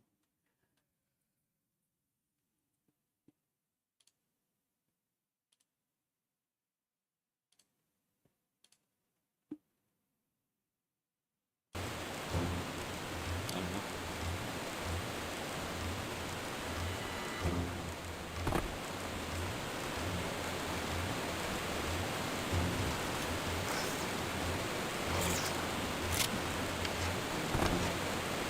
So actually this is the first level where it starts to become different from Turok 1. So we gotta cross these like gates in order to move on.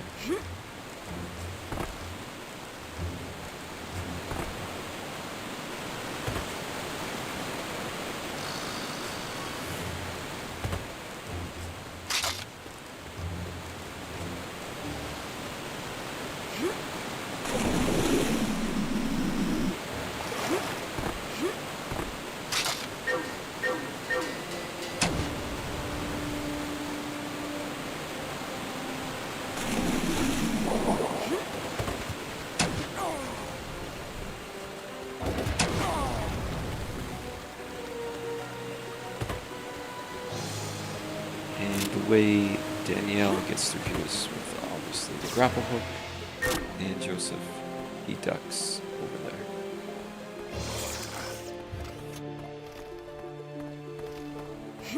Now in this level there's also a couple of secrets. Probably has the most secrets in all the levels. So if you really need that achievement, you can get that in this level.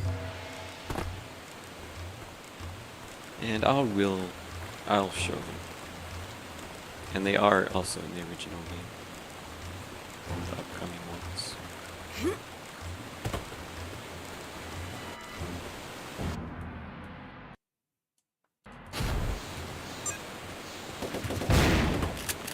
This is kind of an annoying part. A lot of these hit scanner guys and they keep respawning.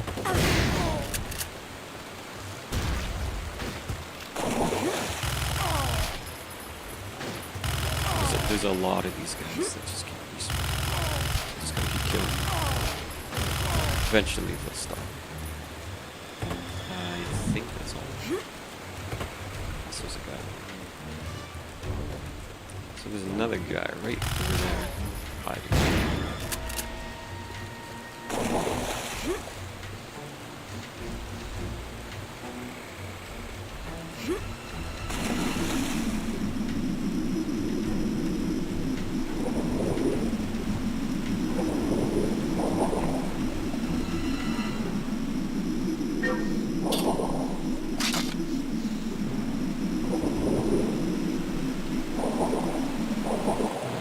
See any messages.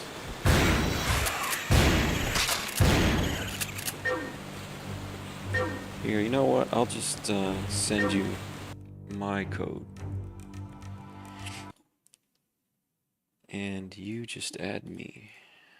We'll do it that way.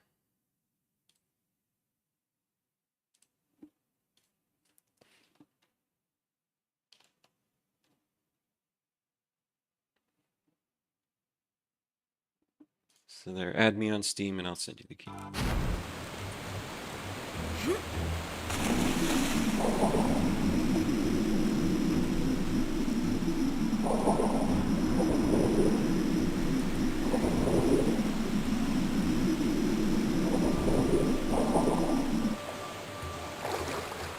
So this part of the level, originally, this little waterfall wasn't here. We added this in because the texture went from moving water to still water instantly.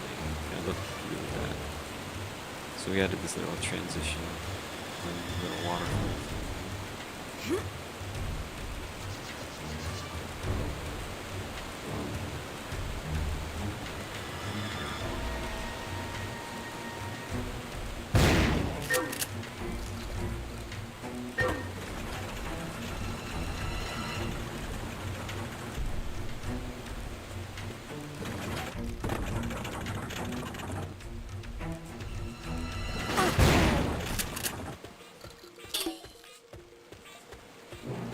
Can you not add me for some reason? That's weird. Okay, I don't know. Like, I can't just send it in chat. Because anybody could get it.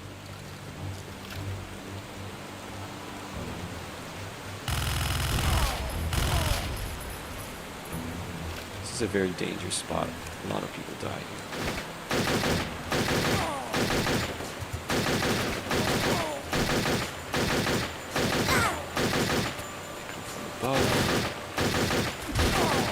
Keep spawning there. There's two guys. One more. I even knew where they were. I'm still down to 20 health. But yes, we get the razor blade. It's not very good against normal enemies, but can do some good damage against bosses. Really useful for when you pick the raptor character, since he starts with the razor blade. Kill all the bosses really easily. So yeah, that's a kind of a big secret that's in the original. Get our full health. And no, I don't know what these letters mean. I don't know. Only the original devs will know.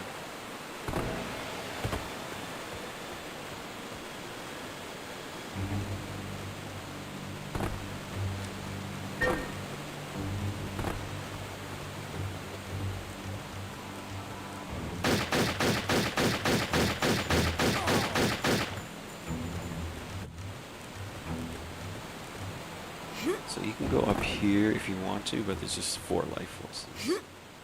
You'd only want to do this if you're aiming to get all the life forces. Okay, there, see, now I got your friend request. I can see it. So, hold on. I'll add you.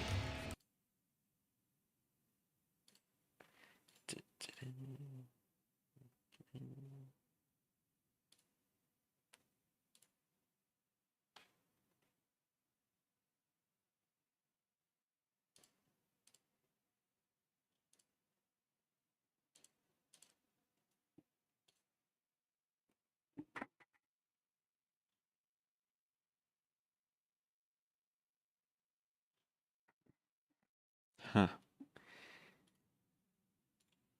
Okay, well, I got you added now. So, I'll send it to you.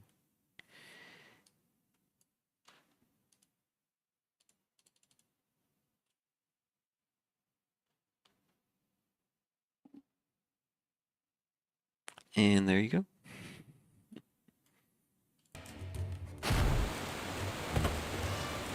Enjoy the game, I guess, if you can. Although I prefer Turok 1 and 2, though.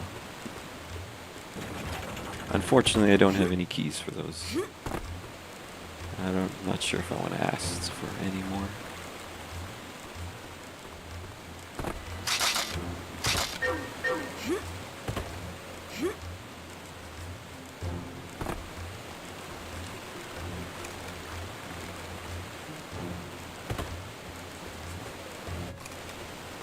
Yeah, no problem.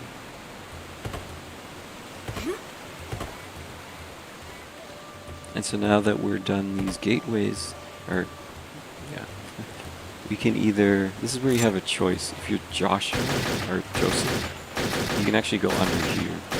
A lot of people miss this. You can go under there, or you can just walk off. But as Danielle, you can just walk off here, or jump up here on these rocks. And there's a grapple orb.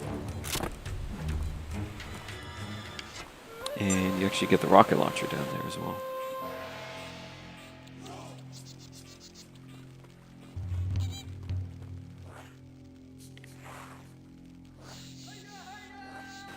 So those are the voodoo shaman guys.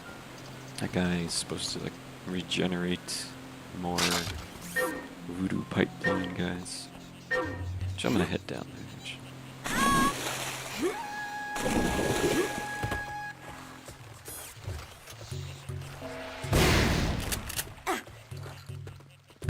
Oh wow, I didn't even kill him one hit. Wow. But yeah, he'll keep spawning guys as long as you're out of view. As soon as I do that, you see, you actually saw him spawning. And funny thing about this guy is he has a certain flag on, which you can't target him. Like if I had auto aim on, it won't auto aim on him.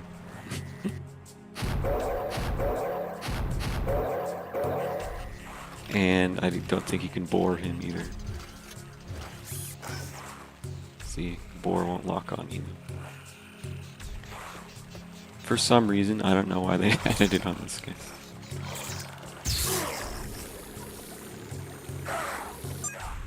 You shall not pass.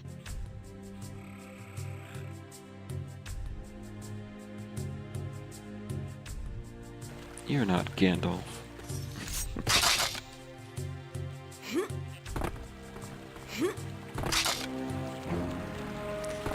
This warlord, he's like a mini boss. You're not supposed to hurt him, because that doesn't really do anything. It just regenerates.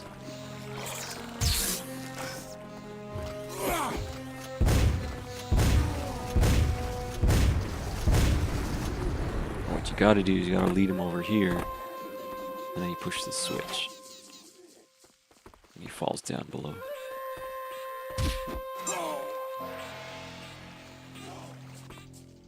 Not the greatest mini boss ever.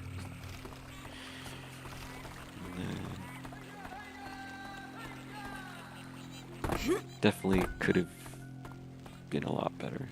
I think what I would have done is made sure that you shot him so that he's in his regenerating state. Only then can you do that. And maybe make it multiple times. I don't know, something like 3. And have him spawn enemies. Would have been much more interesting that way. But anyway, he's dead. Skewered. There's a key and an ultra health here. If you notice how much bigger his model got. Did not match the scale.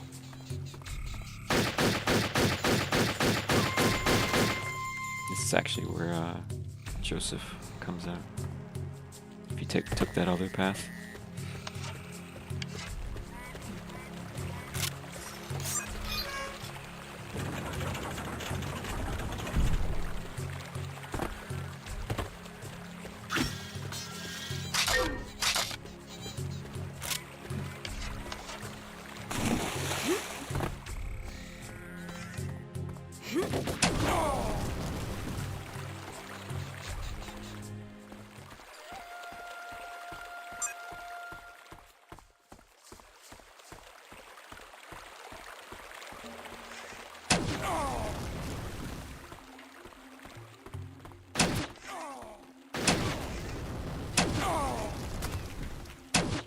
There's a lot of enemies on the left spawn, so you gotta make sure to hide behind something. I like to snipe you from up there. Isn't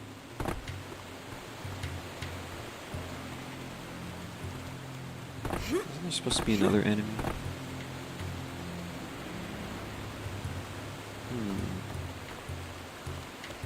I'm pretty sure there's supposed to be another enemy.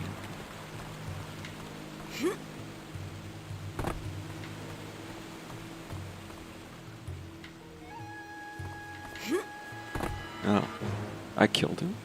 When? Huh. Anyway, there's a secret over here. Another secret. How you're supposed to get up there. Normally. It's just to jump up here, jump over here, and then fall down. and then you get it. But you can just do this. It's kind of funny.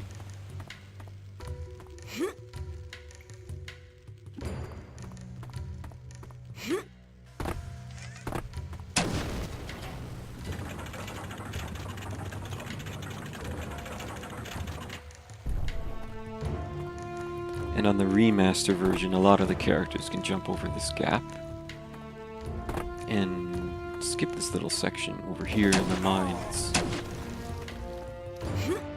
Let's see, look how easy that is. So much harder, or I don't even think it's possible on the N64 version. So that's Joseph's path, and this is Danielle's with the grappling hook. There should be one life force here, so looking to get them all kind of forces you to go this way.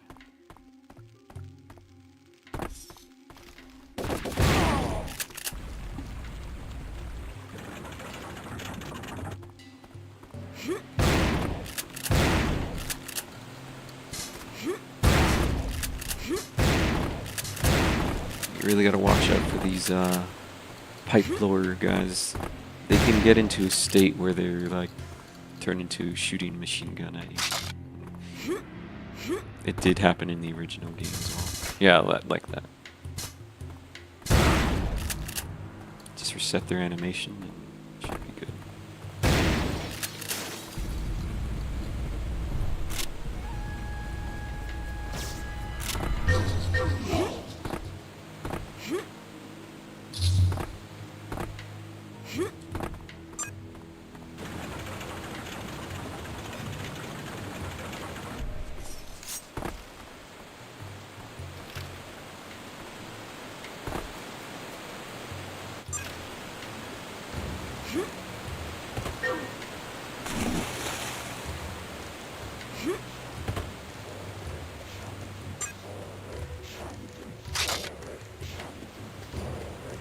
So in there you can hear him chanting.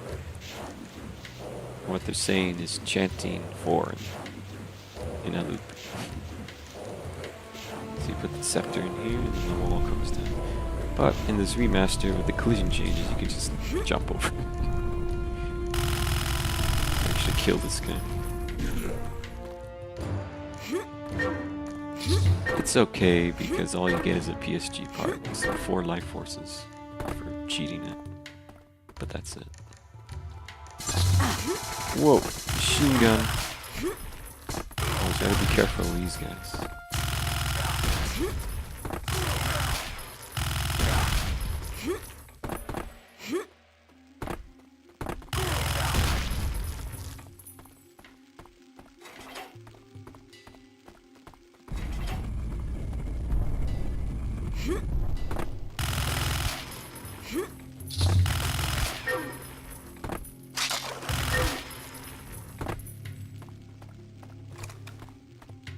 So we put the globe here, open this door, but we can go over here, push the switch, lower the water. There's a real stupid hack in the script to make this switch and lower the water work when you exit the level and re-enter.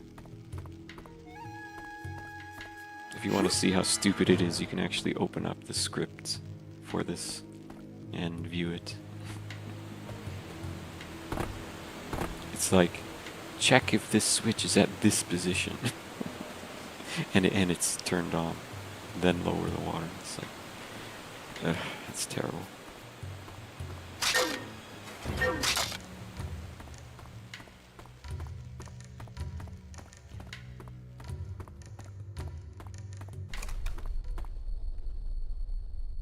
Eh? My game froze? What? What was that? Hold on. I don't know what that was, and that was weird.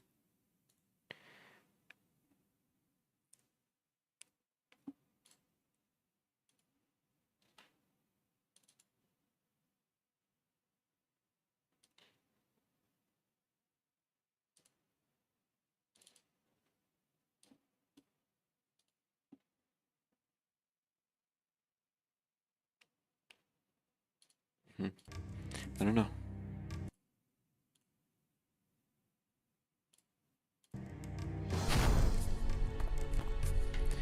GeForce driver ready. Oh, shut up. Maybe that's why.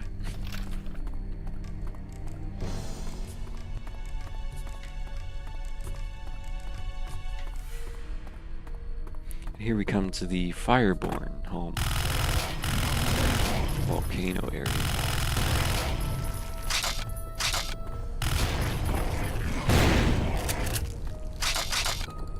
I don't know what this is. Why it's see-through.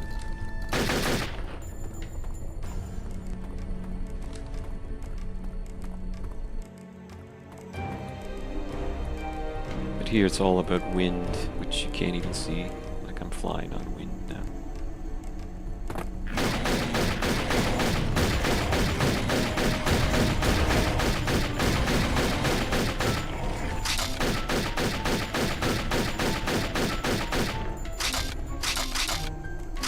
And on the N64, this model here spawns so many of these wind particles that it was crazy. Yes, I lowered it. Here, if you go up really fast, you can hold up and jump, and you can go up really fast.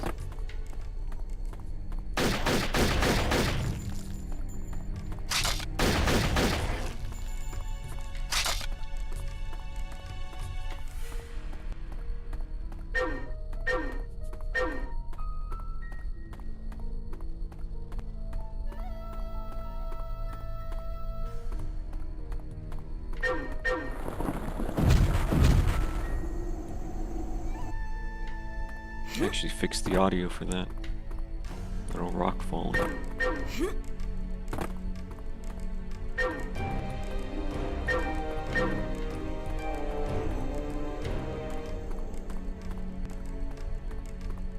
If you go this way, there's an optional way. It just leads to lots of ammo and health.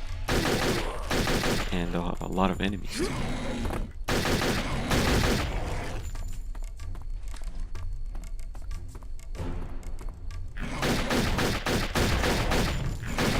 We actually redid the lava for a lot of parts. Just let me kill these guys. Talk.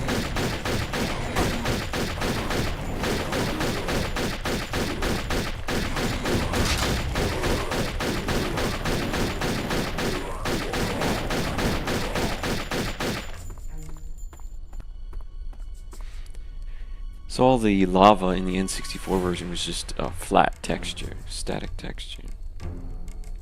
And it looked pretty bad. Like pizza or something. It still sort of does, but you'll see it's waving up and down. It has some animation to it. So we made sure to do that for all the lava areas.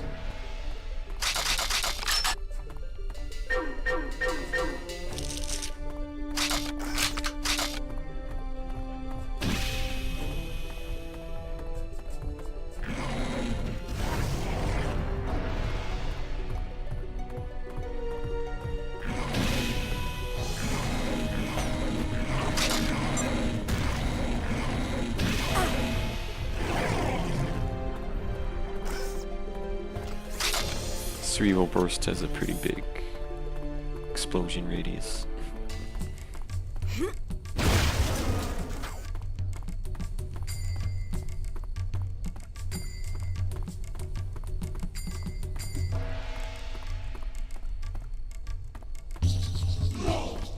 there's the Ultra Health. For some reason spawns on your way back.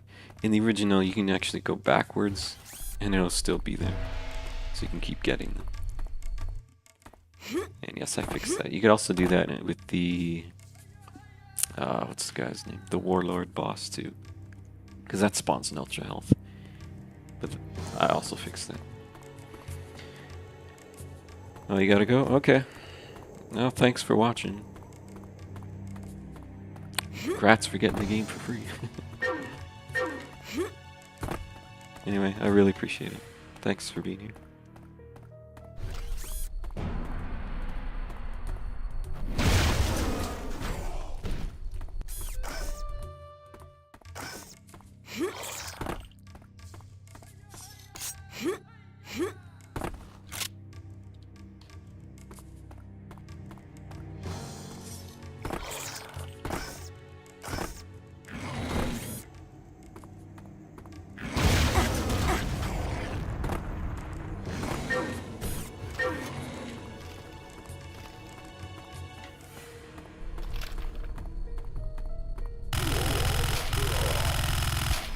I'm glad that a lot of players that play this part actually figure out that you have to shoot the top to drop the lava, although some people don't.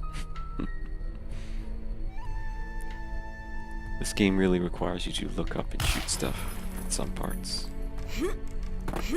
Probably should have added indicators.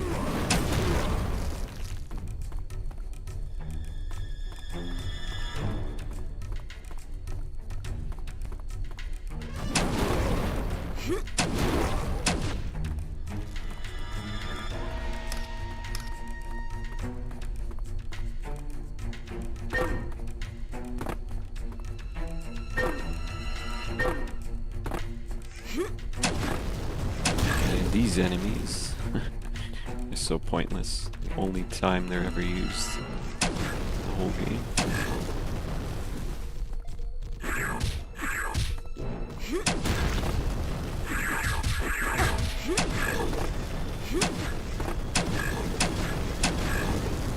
This boss is a big one. And a bunch of items.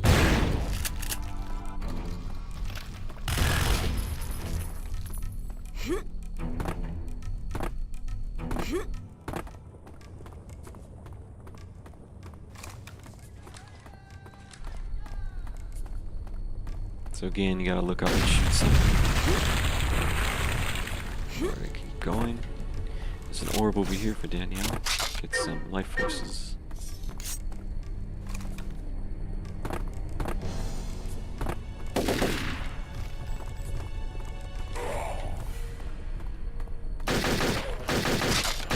All the enemies in this area are weak. You can use pistol to kill them. This really shouldn't have been that way. These guys really should have had more health.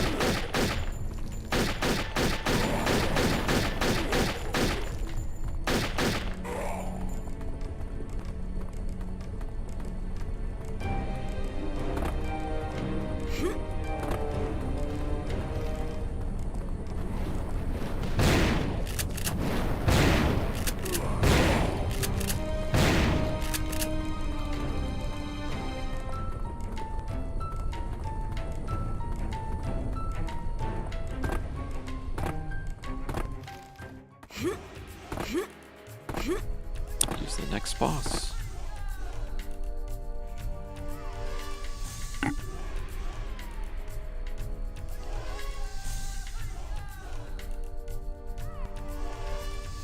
So this boss, you gotta shoot this thing up here, otherwise he'll keep regenerating.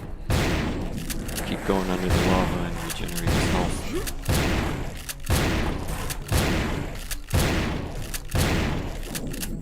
See, he's doing it right now. And then he warps to one of these points around these lava, and he'll pop up. So you gotta shoot this down, and this little fireborn guy will try to destroy it. You have to kill him to stop it. So that way the boss won't regenerate. But as soon as the guy kills it again, lava comes away.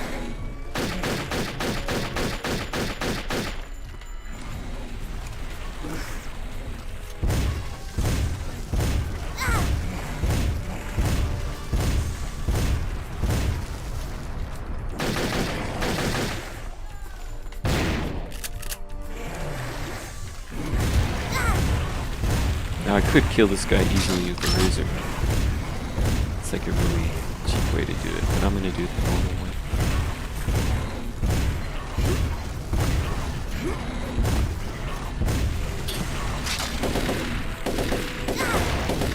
After he kills you gotta wait just a little bit, and then you can shoot the top again. Now, unfortunately, I can't shoot it or it'll break the thing. So I have to wait till he got away from me. Enough hits he does.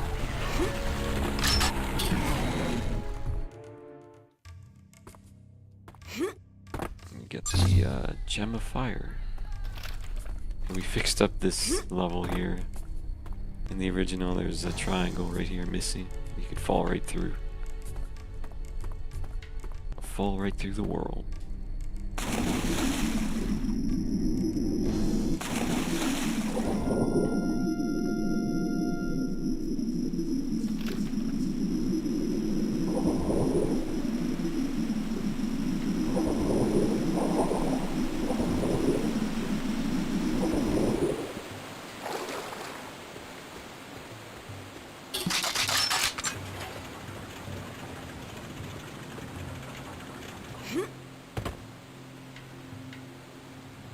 So the way to get those life forces is you jump on top of that tree and go across the rooftop.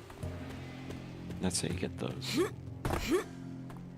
Oh, one thing I was really happy to change, this is just such a stupid thing, but in the original game, when I played Turok 3 on the N64, whenever you go up this place, the collision would hit the floor underneath these steps here. And now they don't do that because I fixed the collision geometry. I don't know, I'm just happy about that. You don't get bumped. You don't go bump, bump, bump, bump, bump, bump.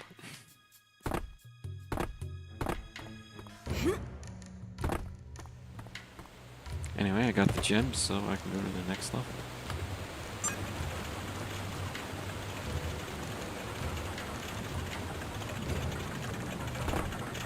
The collision on this bridge won't pop up until almost its animation is finished. So you gotta wait for it to almost go all the way down. And here are at the final level.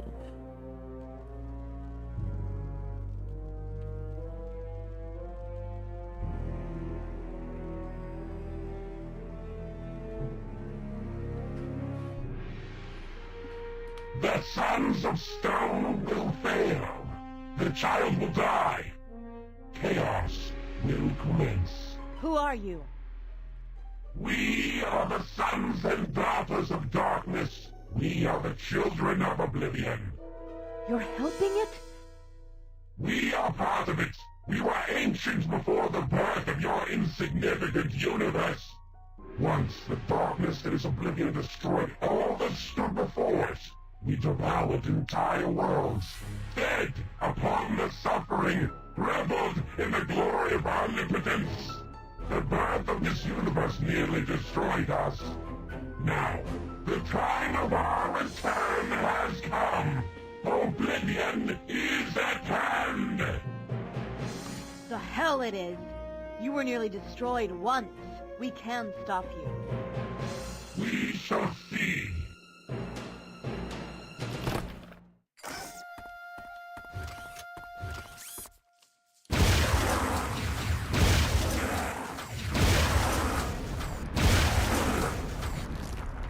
Guys, they're super easy. And they're the ultimate evil. But actually, they have probably the most devastating melee attack. Not that they'll ever get close to you, but if you do let them get close and they do melee you, They might one-shot you.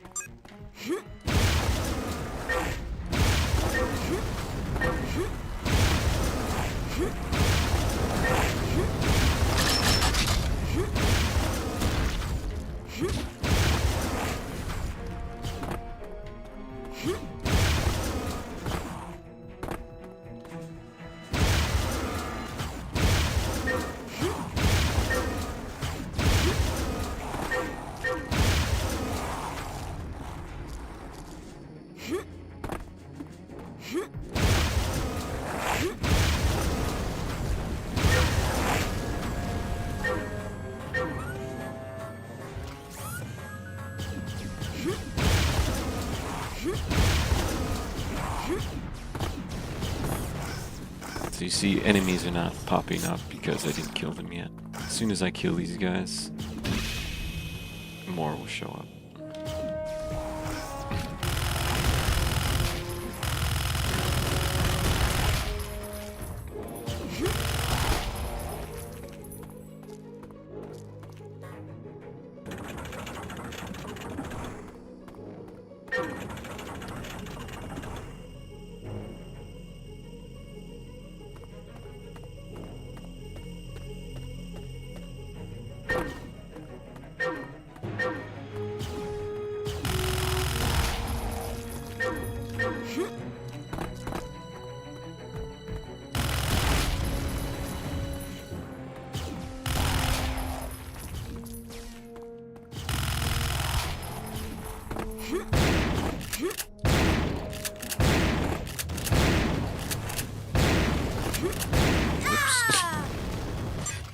I don't know what that was, I got stuck on the edge there.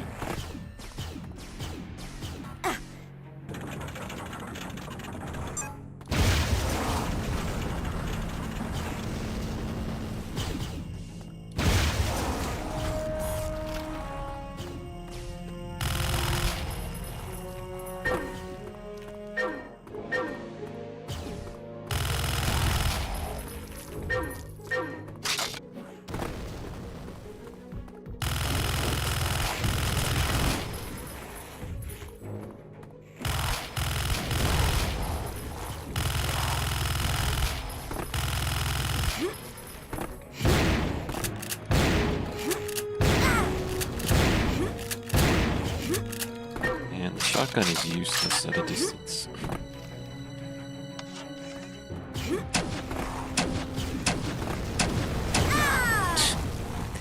Guy just won't die, huh?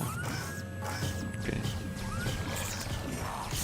I mean, I could just use this gun and get all your life back. This gun is kind of cheating.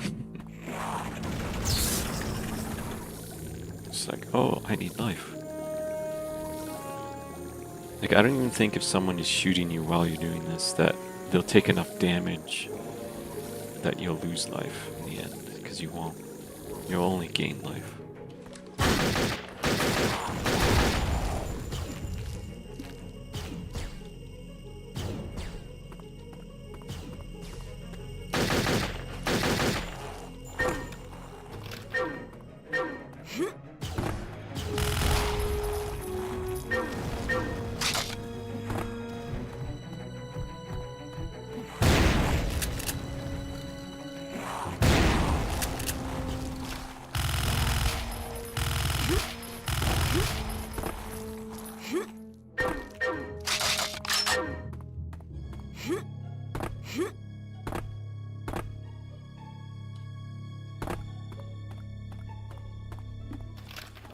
Jumping off of ladders gives you quite the speed boost.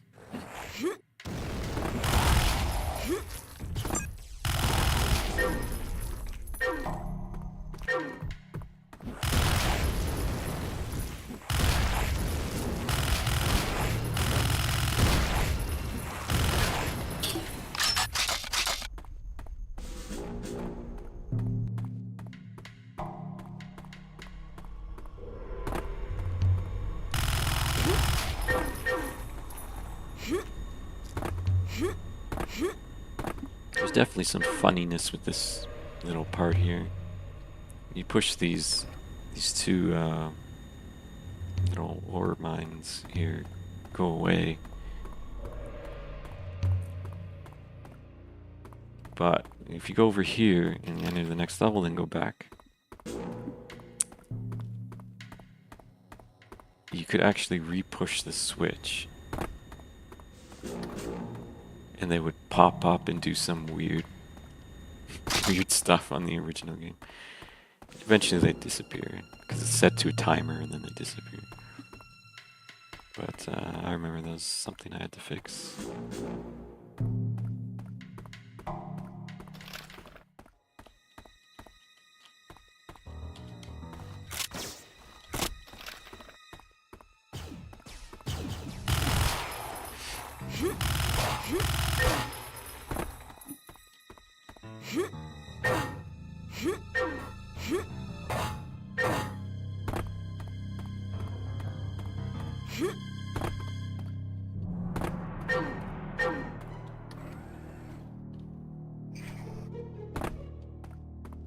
We got enough bore shots, we can use some of that.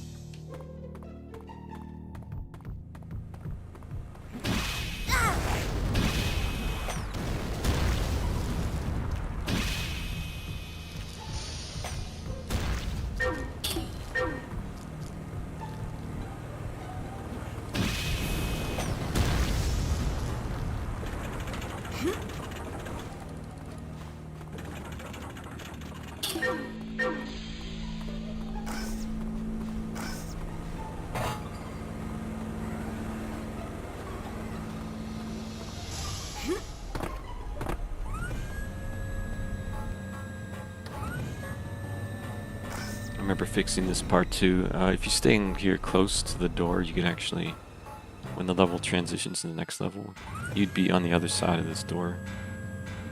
And well, that's good speed running tactics.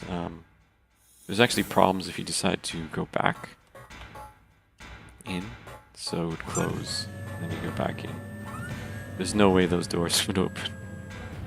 You'd be trapped here. You'd have to actually go restart level.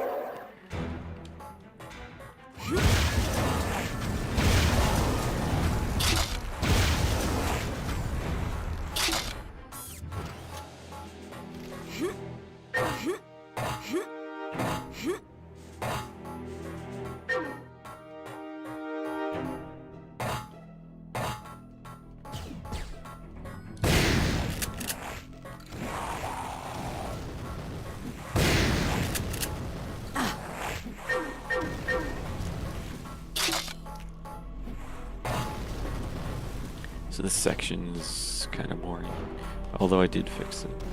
So in the original game, you could just stand still and go all the way across, standing on this thing. And the enemies couldn't shoot you because they only shoot where you currently are. They don't shoot where you will be. This is just like a pointless section that was obviously incomplete. It's the dumbest thing ever. Like, how can you release a game like that?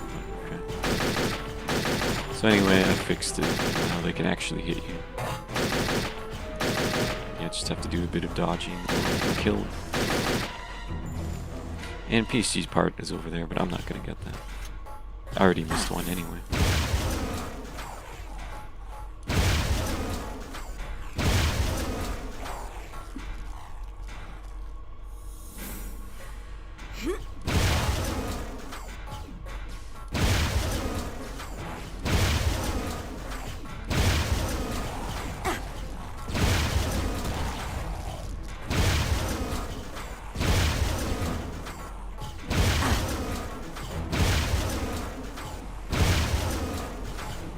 We're at the end.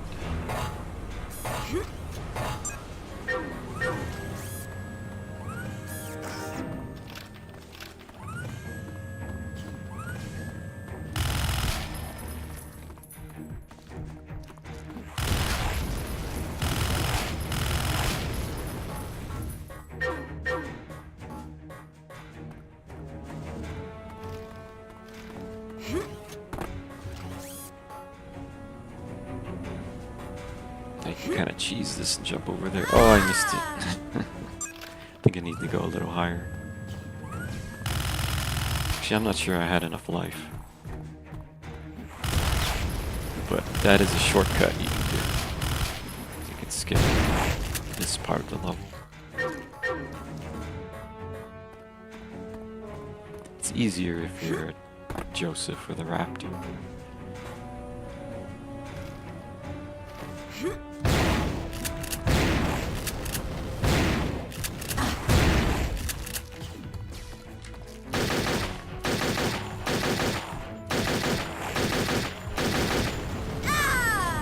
Oops.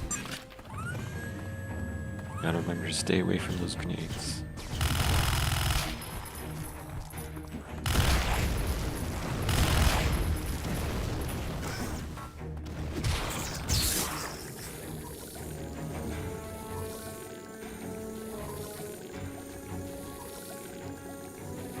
Wow, achievement popped up.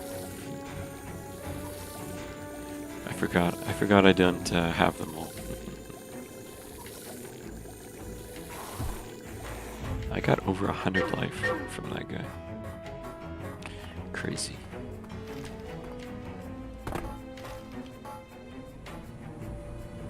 I really don't think there should have been a 1-to-1 ratio for the health.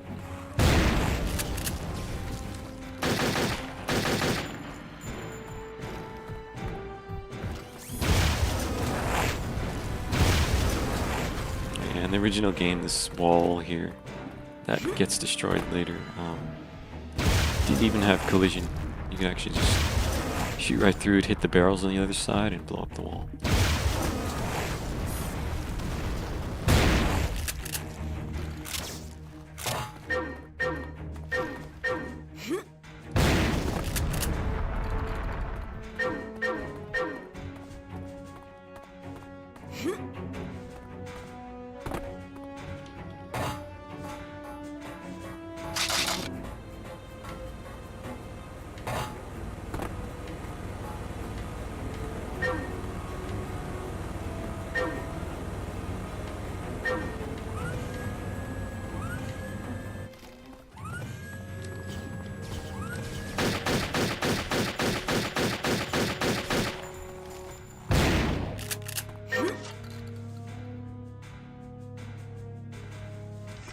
So almost done this level.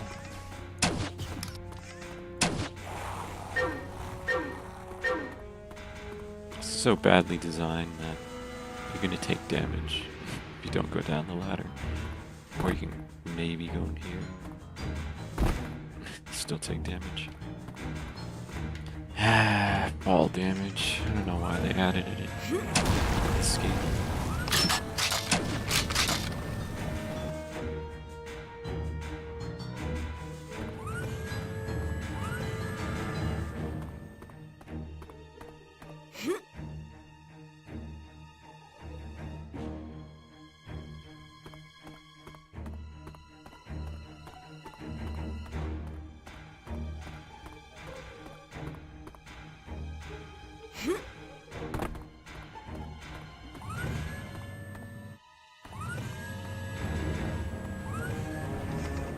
Use crystal processing.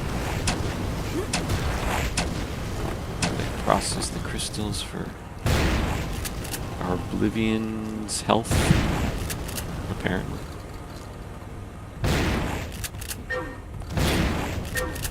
And that's what the refineries are for. That's why it gets more health bars.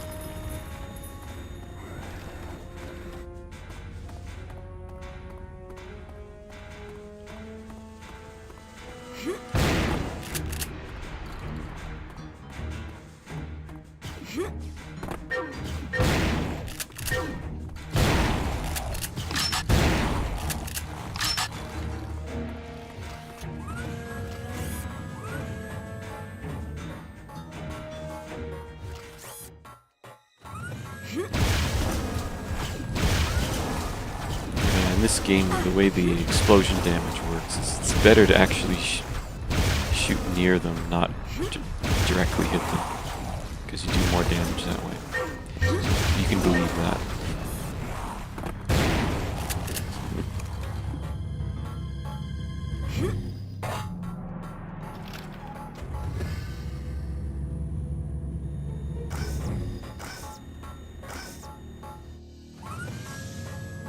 Last area before the final boss.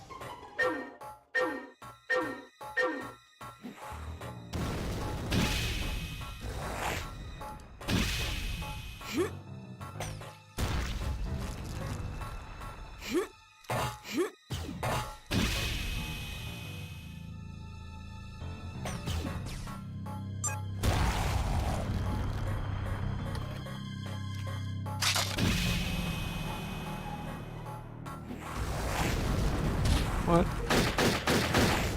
doesn't kill him, huh?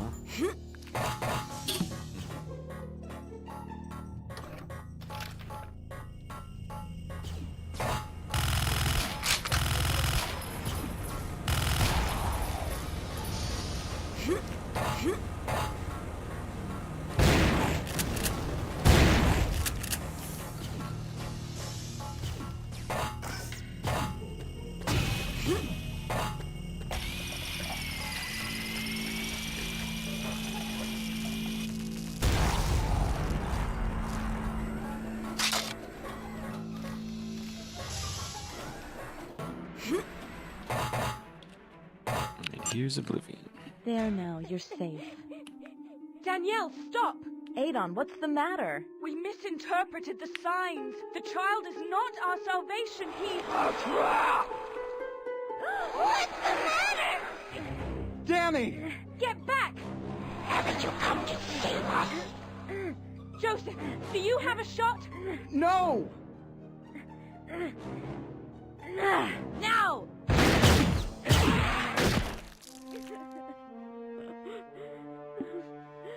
Is it dead? Danielle, get away from there! Danny, get back! It's too late! You're all coming to die. Pain! Suffering! Chaos!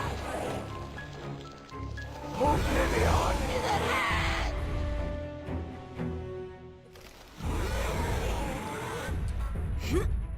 A little interesting thing to know is there's actually a second, much shorter version of that cutscene. At least the audio for it was done. And if you ever want to look around in the game's files, you can find that. Oops. I don't have any ammo.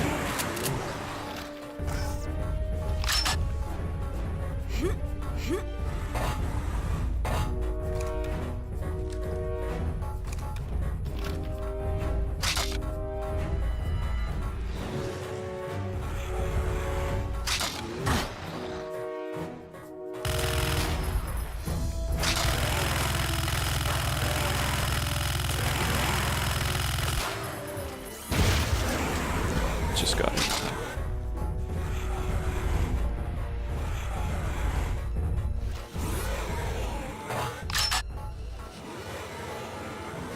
Now, it would have been nice if you could like hit him during this phase here, but you can't do anything.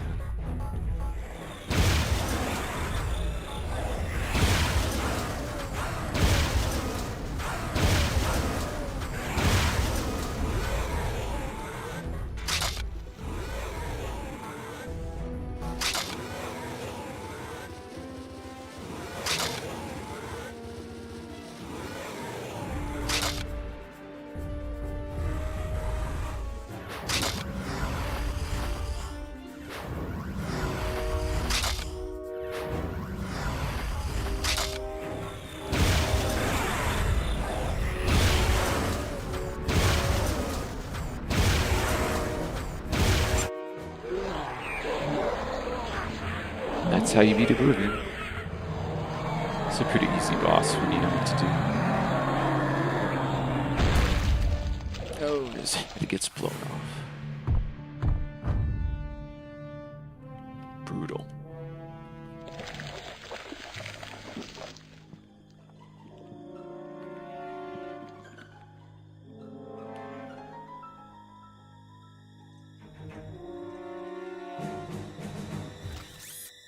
And he's not quite dead yet, so he runs away to infect Joshua, who's somehow still alive. And then you're supposed to have a nice one-on-one QuakeBot match with him, except they never did it. And Joshua is just a regular enemy that attacks you. So sad.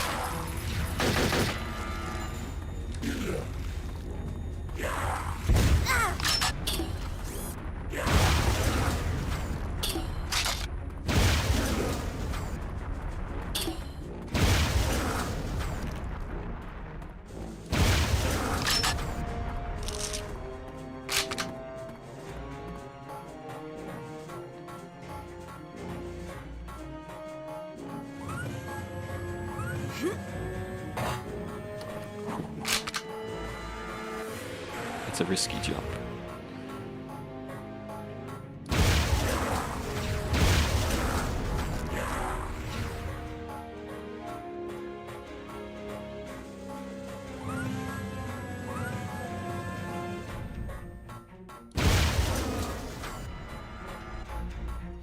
So just go to the other side, hit the other switch.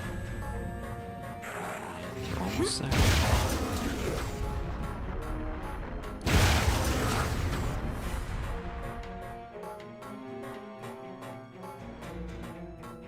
And I saw the model for this level all the time. I was working on the model editor. And this was the level. This one model is the level I kept looking at.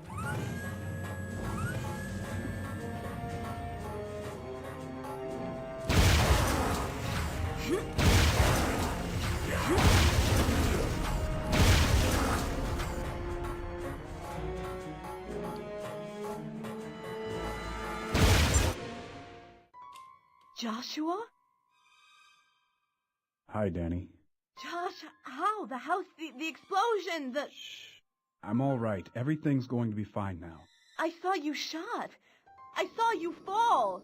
None of that matters now. Actually, it does. Ada, no! What are you doing? It's okay, Danny. That's not Josh. Joshua? If you feel that, you kill your brother. Darkness upon you, little Turok. The Sons of Stone will fall this day! He's where you fight him. So really his AI is just a regular enemy. He'll just go run toward you and attack you, and if you get too close he runs away. That's his entire AI.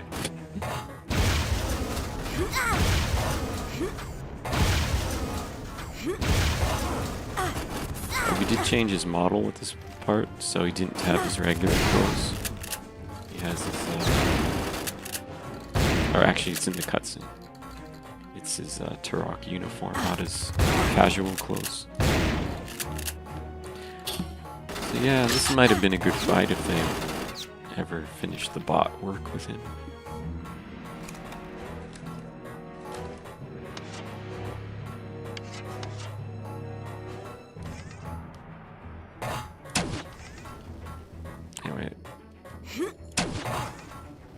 Now he's gonna die. Alright, tech arrow.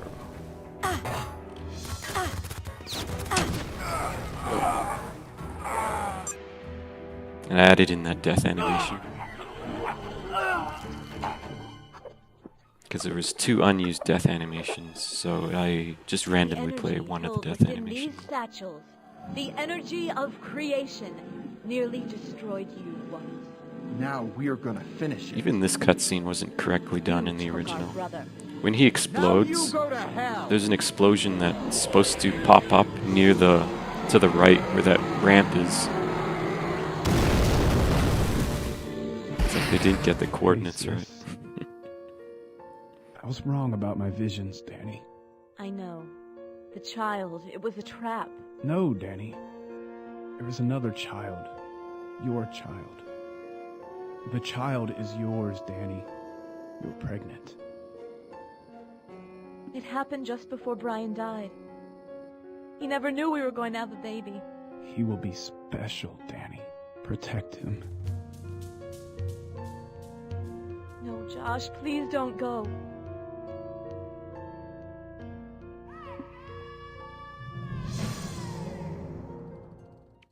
And that's it.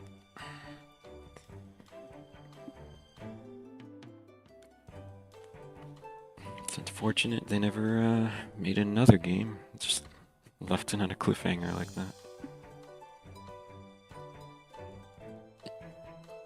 Now I did pitch a sequel to Night Dive.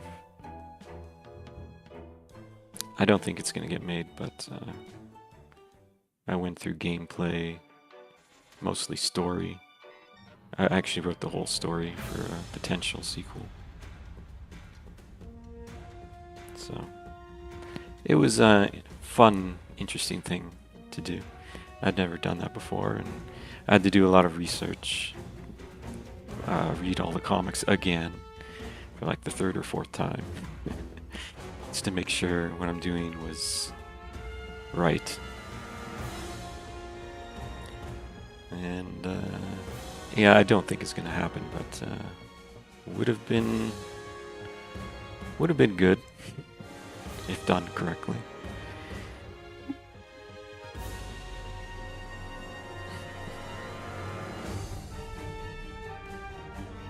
So yeah, this is everyone that worked at Night Dive in the game. And then the original credits pop up after that, right now. So I'll skip this and go to the final cutscene. Our decision is made, Speaker. Your place is here. I can save him. And serve what purpose? His death was ordained, as is your duty to this council. I have served the council since the time of my mother's Yes, I death. also did the subtitles. In all that time, I have never questioned its wisdom or its motives. Mind your tongue. You are the Speaker of Forever Light. It is your place to serve this council, nothing more. We will hear no more of this. Please, I have to try.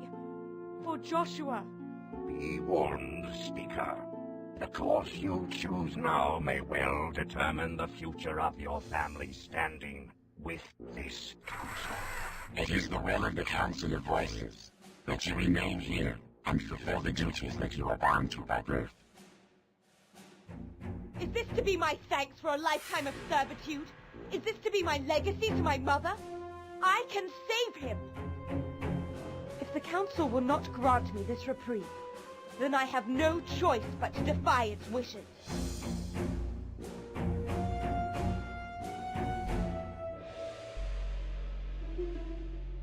Ivry? Yes, Council. She grows more insolent by the day. She loves him. No matter. She's a danger to us all. Prepare yourself. Of course, Council.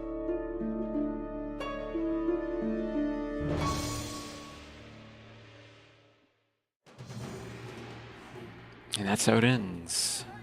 So, Council's evil, doing something, not sure. Wants to stop Adon from reviving Joshua. Yeah, that's where it ends.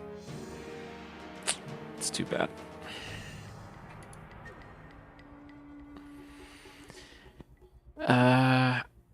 So as a little bonus, I'm just gonna mute this. So if you guys want to hear a little story about that potential Turok sequel story that I came up with, I'll tell you just a tiny bit about it. I had many ideas, I still do, and could have gone many different ways. Um, but one of the ways I would have gone was, so Adon eventually, I'm not going to tell you every detail, but Adon ends up reviving Joshua with the help of Native American shamans. And she has to go in the spirit world and bring him back. She does that, and they set out to find out why the council wants them dead, and she knows they have plans, but she doesn't know what yet, and she has to find that out. Oh, also, there's a large part of the story based on Adon's mother as well, kind of going over. But so Yvri is after you, chasing you through the jungle, because where you are now, and eventually you find out that the council, and this is taken from Turok 2 comic book, that the council is preparing to like defend against these vortices that are appearing in the Lost Land. And what these vortices are doing is sucking up everything from the Lost Land and spitting them out into other worlds. So it's going to destroy the Lost Land, and it's their objective to defend the Lost Land. That's their number one reason for existing, basically. So they came up with a plan to reverse the flow of these vortices. So all the other worlds will come into the Lost Land. That means it will destroy all the other worlds, but keep the Lost Land safe. So obviously not a good thing, not a good compromise there. And when you find that out, you realize these machines that they've erected all over the Lost Land, you have to go and stop them. And not only destroy them, but then you also have to close the vortices. And that requires collecting these animal spirits. And gameplay-wise, you have spirit powers, as well as weapons, and you can infuse your weapons with spirit powers as well. And riding dinosaurs like a raptor with rocket launchers, it moves really fast. Your characters have abilities like Adon can glide through the air, double jump, a really fast movement like Turok 1. And so story-wise, at the end, you eventually would stop their plans and meet them at the Forever Light, where you'd face them, and Yvri would be, I'm not going to say who Yvri is. I skipped over that and Adon's mother, so I won't tell you that. And yeah, just eventually take them out. There was a discussion about having another bad guy. That was my initial plan, was to have another evil villain in the background, other than the obvious council, but some people said nah. And then I rethought it and said, okay, it's just the council, that's the villains here. But yeah, that was pretty much it. I skipped over a lot of details with characters.